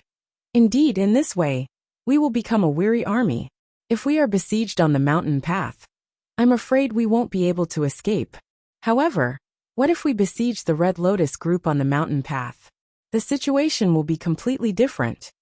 Dianyan felt like he was listening to a heavenly book. It was clear that they were the ones being besieged. How had it become the Red Lotus group being besieged? Jiang Pingji smiled and said, according to the Red Lotus group's calculations, aren't they planning to capture the small town, enter the mountain road, and surround us from both sides? Since that's the case, why don't we throw out the bait, lure them into the mountain path, and then trap them to death? Dianyan's brain wasn't quick to react. After thinking for a long time, he suddenly realized that he was pretending to be a pig to eat the tiger. First, they would have the main force attack Jinmen County. At the same time, they would have scouts investigate the vicinity of Fenghu County. This would create the illusion that they intended to attack Fenghu County. Not only would it confuse the Red Lotus group's judgment, but it would also delay them. Once Jinmen County had been captured, they would turn around and return to set up an ambush. Then, they would send another team into the mountain road to create the illusion for the Red Lotus group that the main force had already entered the mountain road in the direction of Fenghu County. In reality, they were still hiding on the mountain road to Jinmen County. When the Red Lotus group saw this, they would definitely think that their prey had taken the bait. When they planned to enter the mountain road and cooperate with the troops of Fenghu County to outflank Jiang Pingji, the main force of the ambush would appear again. The main force cooperated with the soldiers who had entered the mountain path earlier and worked together to take down this wave of sneak attacks from the enemy. Jiang Yan had already shut his mouth obediently. As expected, these scholars were each more heartless than the other. While the others were still at the stage of being unable to resist, they were already thinking about how to counterattack the enemy. Qiguan Rang continued, "This plan isn't difficult, but it's a little harsh. Time is too tight." Jiang Pingji smiled and said, "What's wrong with that? Wen Zheng, just wait and see how I take down Jinmen County." Yang Si was about to say something sarcastic, but the image of Jiang Pingji taking the lead appeared in his mind at the right time. He also chose to remain silent. Qiguan Rang added, "Jinmen County can be occupied with a surprise strategy, but the effect won't be as great if the same move is used a second time. As for the other 3 counties, in the end, we still have to fight with real swords and guns, determine the winner and the loser." Jiang Pingji didn't quite agree with Qiguan Rang's statement. Yang Si's surprise strategy could only be used once, but there was still room for him to make use of it. Once an opportunity was seized, it had to be fully utilized. Jiang Pingji pursed her lips and said, "Because the mountain road is fragile, we can't bring any siege equipment when we attack Jinmen County. However, once we take down Jinmen County, the situation will be different." Before I set off, I privately instructed Xiaoyu to prepare the siege equipment. I asked him to seize the opportunity and transport the equipment to Jinmen County on time. Based on the time spent on the road, Xiaoyu's siege equipment will arrive after we have rested for a day, while we counter-encircle the Red Lotus group. While the Red Lotus group is flying around like a headless fly, we'll attack Chuyu County in one go. On the battlefield, one couldn't slack off at all. The opportunity was fleeting, and there was no time to lose. Jiang Pingji understood this principle, so she thought about it more thoroughly than anyone else. If they waited until Jinmen County was conquered before informing Su Ku to transport the siege equipment, they would have missed the best opportunity to fight back and forth for a few days. Her combat style was very distinct, fast-paced, and meticulous in her calculations. Others would proceed step by step in an orderly manner. Jiang Pingji, on the other hand, carried out multiple tasks at the same time. She pushed forward from all sides, one step after another, and used this to create a fast-paced sense of tension. In ancient times, communication was inconvenient. Jiang Pingji's combat style was even more urgent, and it could often cause mental oppression to the enemy. This kind of oppression could not only disrupt the enemy's heart, but it could also shake their morale. Everyone was surprised. "After we're done with Jinmen County, we'll attack Chuyu County directly?" Jiang Pingji said.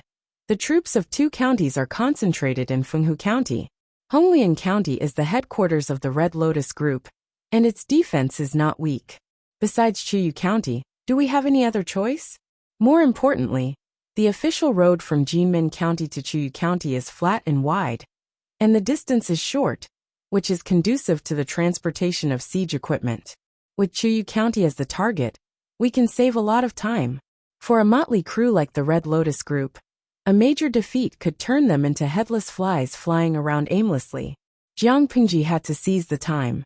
Before the Red Lotus Group regained its composure, she had to deliver a series of crazy blows to them. As long as Jinmen County and Chuyu County were stabilized, the Red Lotus Group would not be able to jump around again. Little did she know that in Chui, her teammate who had assisted her in the battle, could bring her another surprise. Night fell and shrouded the earth. A pure white moon hung in the sky. Jiang Pingji was leaning against it and taking a nap when a commotion suddenly came from her mind.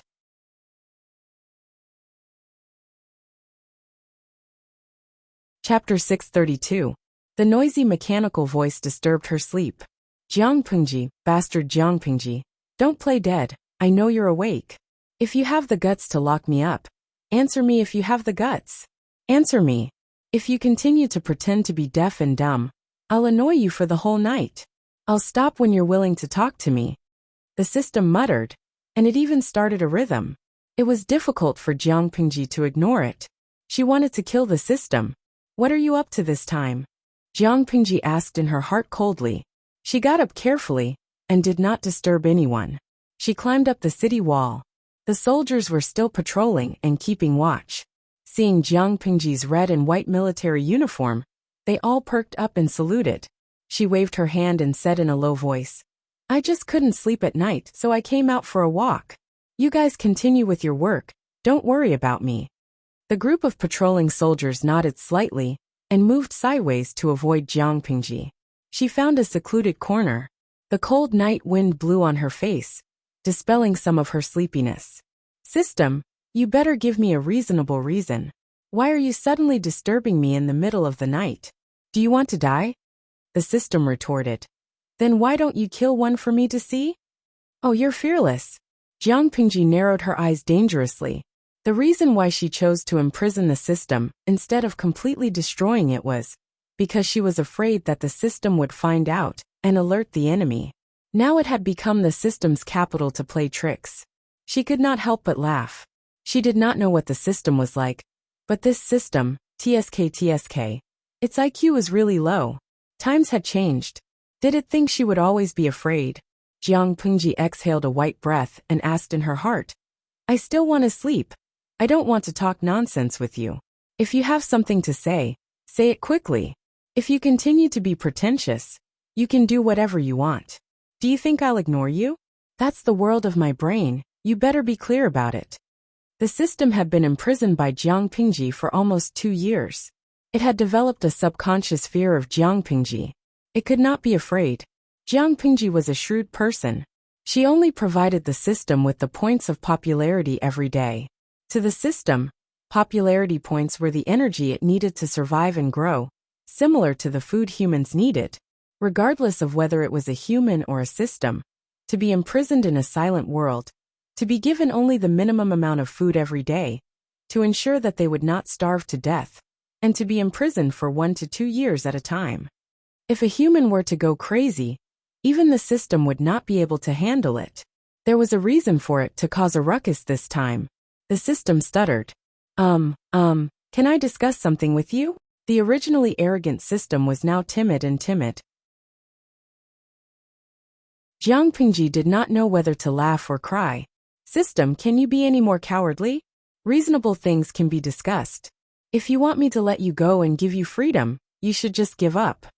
The system hurriedly said, No, it's not about that, I mean. Can you restrain yourself a little for now? If it's possible, it's best to lock me up more tightly. It's been a bit special recently. I'm afraid that there might be dimensional merchants patrolling around. Planar merchants patrolling everywhere? Jiang Pingji raised her eyebrows and her expression became solemn. "What do you mean?" The system said. "I don't mean anything. Can you not be so guarded against me? I'm serious this time. Regardless of whether it's you or me, we absolutely cannot be caught by dimensional merchants with patrol orders. Or else we're done for. We're now grasshoppers on the same rope. If I'm done for, you won't get any benefits either. If it weren't for Lu Shi's body, you would have long been expelled and exiled by the rules here." Jiang Pingji snorted softly. "I don't care." None of the federal soldiers were afraid of death. The system was silent for a long time. "You're really annoying. What do I have to do for you to agree?" The system's coquettish grumble made Jiang Pingji frown deeply. "Dimensional merchants with patrol orders? What's that? From what you're saying, you seem to be very afraid." The system said impatiently. "Nonsense. Have you ever seen a smuggler who isn't afraid of the police?" Jiang Pingji was speechless. The system said, "I'm the Dimensional Palace Intrigue streaming system. Opening the streaming channel will temporarily open up a channel between 2 unrelated planes, causing the balance of several planes to be destroyed. That's why there are so-called reborns, or time travelers. Regardless of whether they're time travelers or reborns, they're all illegal immigrants without a license. As for the dimensional merchants with patrol orders, they're existences with licenses that allow them to travel between different planes." Jiang Pingji's interest was piqued, and some malice grew in her heart. "If you're caught by them, what will happen to you?" The system sneered, seeing through Jiang Pingji's plan. "Jiang Pingji, I advise you not to have the idea of perishing together with them. Do you know how much energy is needed to open up the barrier between 2 planes? I'm of the same level as that dimensional merchant. If he catches me, he'll lock me up for a few years at most. He can't do anything to me. But you're different. You don't belong to this world. You're an anomaly that affects the original development of this plane. To put it bluntly, you're a pathogen. When the time comes, you'll die a horrible death. You can still live for many years. Isn't it good to be alive? Why must you go against me? Jiang Pingji wasn't the slightest bit afraid of the system, that was outwardly fierce but inwardly weak. She laughed contemptuously, and the disdain in her words was undisguised. Is that so? So you're so powerful. Then why are you imprisoned in my spiritual realm? If the system had an expression, its face would definitely be as black as the bottom of a pot. If it hadn't been careless and Jiang Pingji had deliberately pretended to be a pig to eat a tiger, would it have been caught carelessly? The system had lived for a long time, but it was the first time it had fallen into the hands of its host. Therefore, it hated the kind of host that was smart but disobedient the most. Was it not good to be a little naive, a little stupid, and a little smart? Although the host would have to pay some small remuneration, at least the host would be a winner in life while he was alive.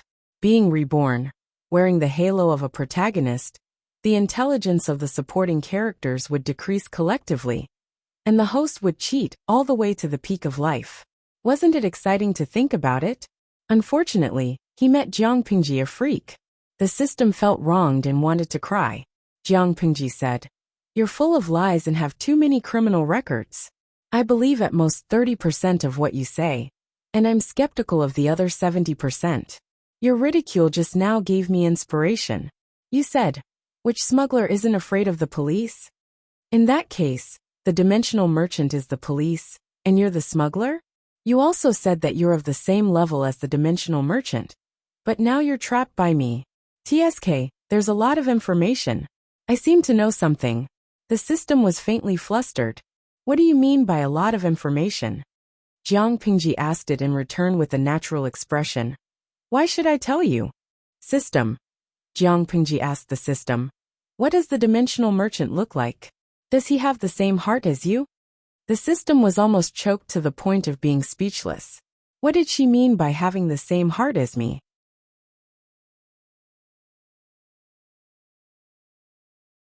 Chapter 633. The system was exasperated. Hee, the patrolling merchants are just sanctimonious people. Regardless of whether they are reborn or time travelers, once they are discovered, they will be humanely destroyed. In terms of ruthlessness, they are even more ruthless than me.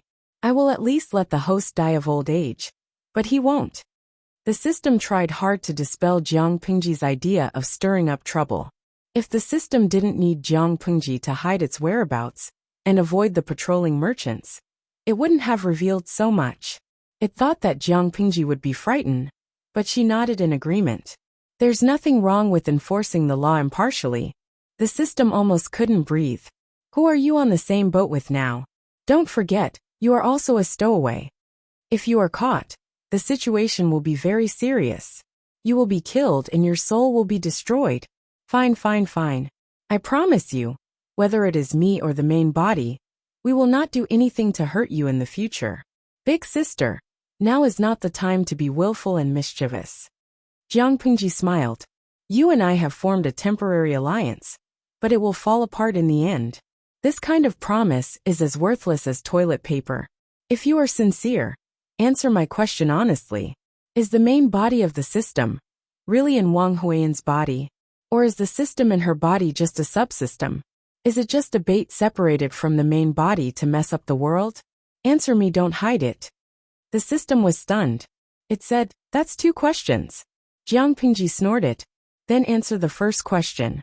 Is the system in Wang Huiyan the main body? The system answered very decisively. No. Hearing that, Jiang Pingji's lips curled into a cold and mocking smile. Sure enough, it was not the main body. In this way, she was even more certain of her previous speculation. The main body of the system was really well hidden. It was a pity that she forgot to hide the fox's tail. She was a qualified hunter, but the system was a failed prey. She said meaningfully, I thought my tricks were deep enough. I didn't expect to meet an ancestor who was born to play tricks. However, things like intelligence are destined. No matter how deep the tricks are, people are too stupid.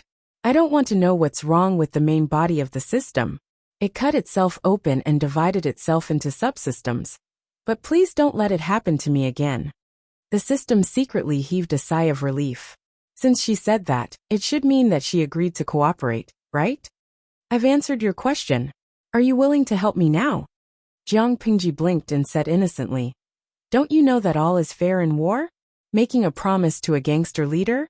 The patterns were all broken. An unstamped promise is like a roll of toilet paper to me. I can throw it away after using it. The system. F***ck Jiang Pingji, you're shameless. Jiang Pingji crossed her arms in front of her chest. When will that dimensional patrol merchant arrive? I can report you to him. The system snorted twice. In your dreams. It will take at least 10 years. Don't even think about tricking me. 10 years? That long? Jiang Pingji asked. It's been more than 10 years. Why are you so eager to seek my protection now? Trying to trick me again? The system said in a contemptuous voice. You are a human. How long do you have to live? I'm a system. Time is cheap to me. To you, it takes up 1/5 of your life. To me, it's only 3 to 5 days, or even a few hours. Mortal, don't use your time to measure my time. As an almost eternal existence, you are but a mayfly to me that is born and dead. Tremble, lowly human. Jiang Pingji responded with an oh. She was not provoked by the system's words. She stabbed back bitterly. Congratulations. Then you can go to prison in 3 to 5 days. I can still be free and unfettered for more than 10 years, before I'm destroyed by the dimensional merchant. The system. F***ck. Where did the director find such a hateful female protagonist? Jiang Pingji sneered. She buried what happened that night in the bottom of her heart. It did not stir up the slightest ripple. With the system, it seemed that it was not unacceptable for there to be any dimensional patrol merchants. Just as the system said, reborn or time travelers were all outsiders who illegally occupied the bodies of the indigenous people.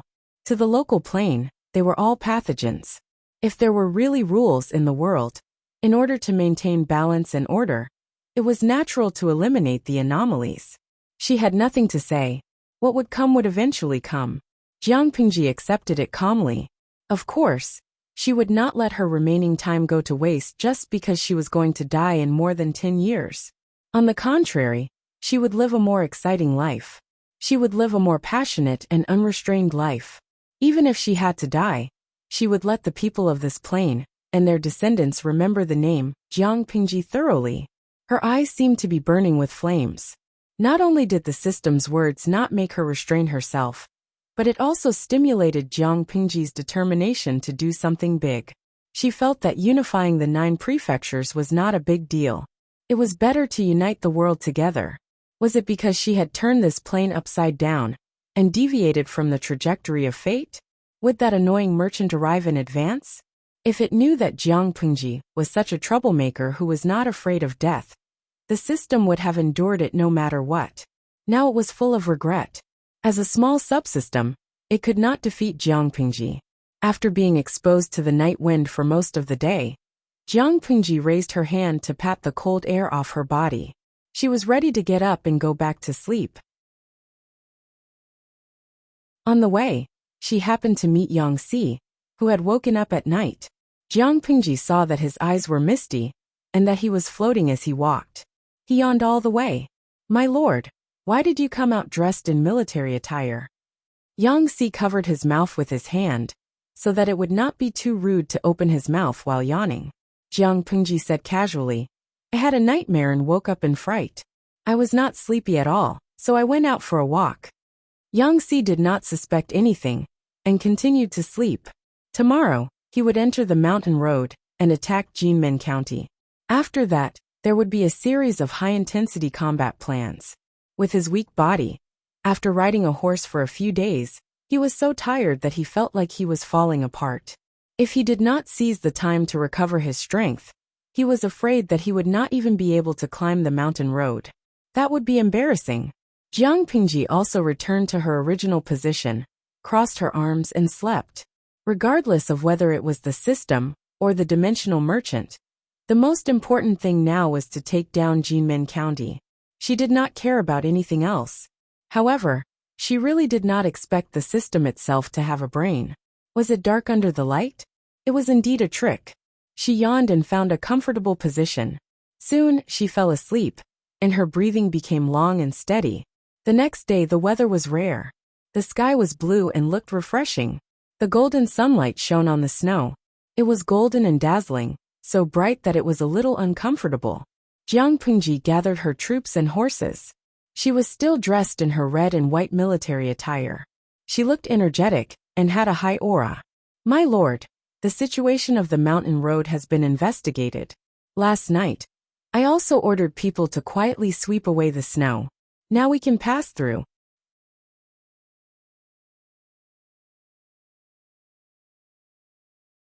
Chapter 634. The mountain path was winding and rugged, and the narrow road stretched as far as the eye could see. Jiang Pingji rode on Little White's back with relative ease. As an excellent descendant of Shalon, and the war horses of the northern borderline, Little White's endurance and weight-bearing ability were extremely strong. Every step was steady and easy. In contrast, the others looked a little embarrassed. The mountain path to Jinmen County is already so rugged. I wonder how difficult the road to Fenghu County will be. Yang Si was also secretly complaining. As a counselor, he enjoyed special treatment. Most of the other soldiers walked. He could still ride a horse and did not need to walk on his legs, but the bumpy ride still made him suffer. Jiang Pingji saw that his face was deathly pale with exhaustion that could not be dispelled. She then looked at the purplish-red horse under him, which was panting. She took the initiative to suggest, "Why don't you ride Little White? Look at you. I think you'll be exhausted before we reach Jinmen County." Yang Si was a little tempted, but when he thought that intelligent horses had a temper, he suddenly became a little timid. "Won't it throw me off the horse?" Yang Si nervously grabbed the reins. If he was not afraid that Little White would be uncomfortable, he would have hugged the horse's neck for safety. Unexpectedly, not only did Little White not throw Yang Si off the horse's back, but it continued to hurry on without complaint. Don't deliberately cause trouble. Little White's temperament is still good.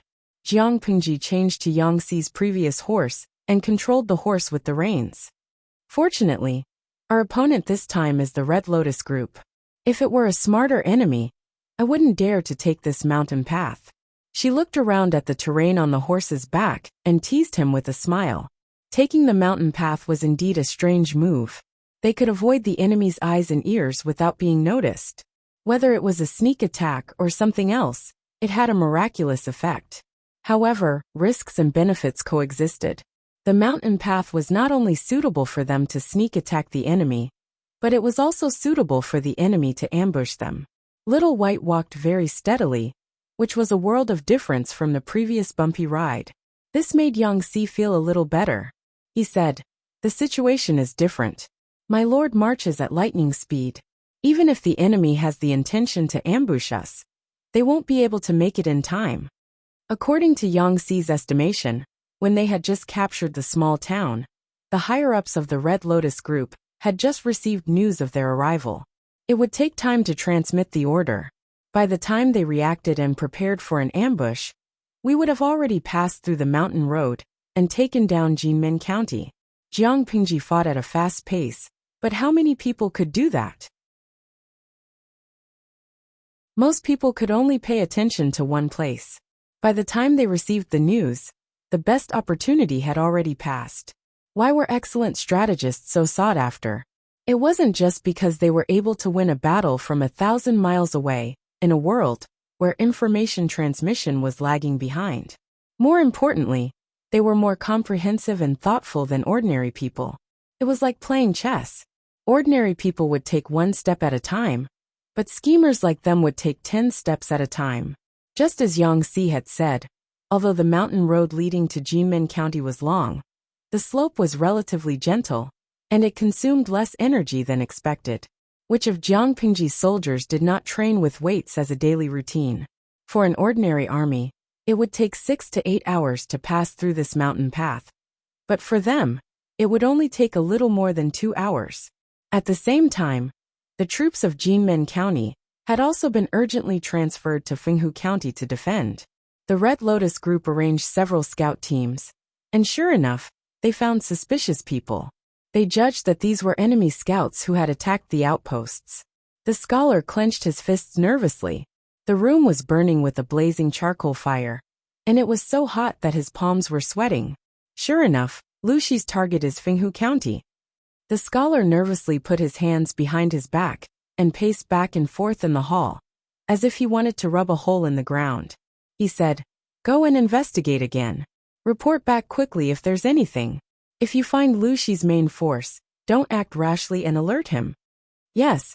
Not long after, a voice came from outside the hall again. The Red Lotus group had found traces of scout activity at the exit of the mountain road in Fenghu County. Every once in a while, someone would come to report back, which made the scholar extremely nervous. Luxi had sent a large number of scouts. What did this mean? It meant that the number of troops he had brought was large, and it was very likely that it was more than 10,000. Report, report, report. The messenger kept going back and forth. Every time he received a reply, the scholar's nervousness increased. In the end, he was so anxious that he was sweating profusely. He went out and looked at the sky outside. Flustered and exasperated, he said, "Haven't the reinforcements from Jinmen County arrived yet?" The messenger hung his head and answered timidly, "They're still half a day away." Half a day? So slow. The scholar was angry and anxious. He had never felt that time would pass so slowly. He was like an ant on a hot pan. For him, every minute and every second was torture. Now, he only hoped that Luxi would move slowly. It would be best if he could wait for their reinforcements to enter the city before coming. Otherwise, he really did not have the confidence to fight against Jiangpingji with his current troops. Where is Mr. N? Quickly invite Mr. N over to discuss countermeasures. Thinking of Shui, the scholar had a backbone. He hurriedly asked the servant beside him to invite Shui. The manservant ran as fast as he could, but Shui was no longer in Jinmen County. Do you know where Mr. N went? The scholar did not feel that anything was wrong. Although Shui had left, his brothers who were close to him were still there. The scholar did not suspect anything. The servant replied, "I've asked carefully. Mr. N seems to have gone to Honglian County overnight." The scholar frowned. He did not understand why Shui had gone to Honglian County at this time. However, he did not dwell on this issue for too long, because another messenger had found traces of scouts. What made the scholar even more terrified was that the scouts were getting closer and closer to Jinmen County. In other words, when these scouts had finished investigating the situation, Luxi's main force would attack. Thinking of the reinforcements that would arrive in half a day, the scholar wanted to grab his hair in frustration. Because the scouts were moving around frequently and spying on their situation, the scholar had never thought that this was just bait set up by Jiangpingji. Qiguan Rang was in charge of the Central Army. Under his arrangements, scouts were sent out to scare and tease the Red Lotus group. As for the main force, at this moment, they had already passed through the mountain road and crossed a vast expanse of white snow, galloping toward Jinmen County. Chengde County belonged to the northern region. The snow was heavy in winter. Except for the official road, no one cleared the snow in other places. Usually, they waited for the weather to warm up and let it melt on its own. Jiangpingji had already asked the people of the Vanguard Battalion to prepare plain-colored linen and draped it over their bodies as cover. The weather was good that day. The snow reflected the light. In order not to hurt their eyes, the guards at the city gate would not stare at the snow outside the city for a long time. The garrison of Jinmen County was almost completely transferred away. Only 3,000 old, weak, and disabled soldiers were left behind. The sun was shining brightly, and the reflection made their eyes very uncomfortable. Outside it was freezing cold. There were only a few Red Lotus group on the city wall who were seriously guarding. You're tuning in to the Li Mei's Sword of Destiny YouTube channel. We're so grateful for your support. And don't forget to subscribe to join us on this incredible journey through captivating stories. Your generosity through donations truly makes a world of difference, as it's the primary source of revenue that allows me to expand and enhance this channel for you. Thank you from the bottom of my heart for being a part of this adventure.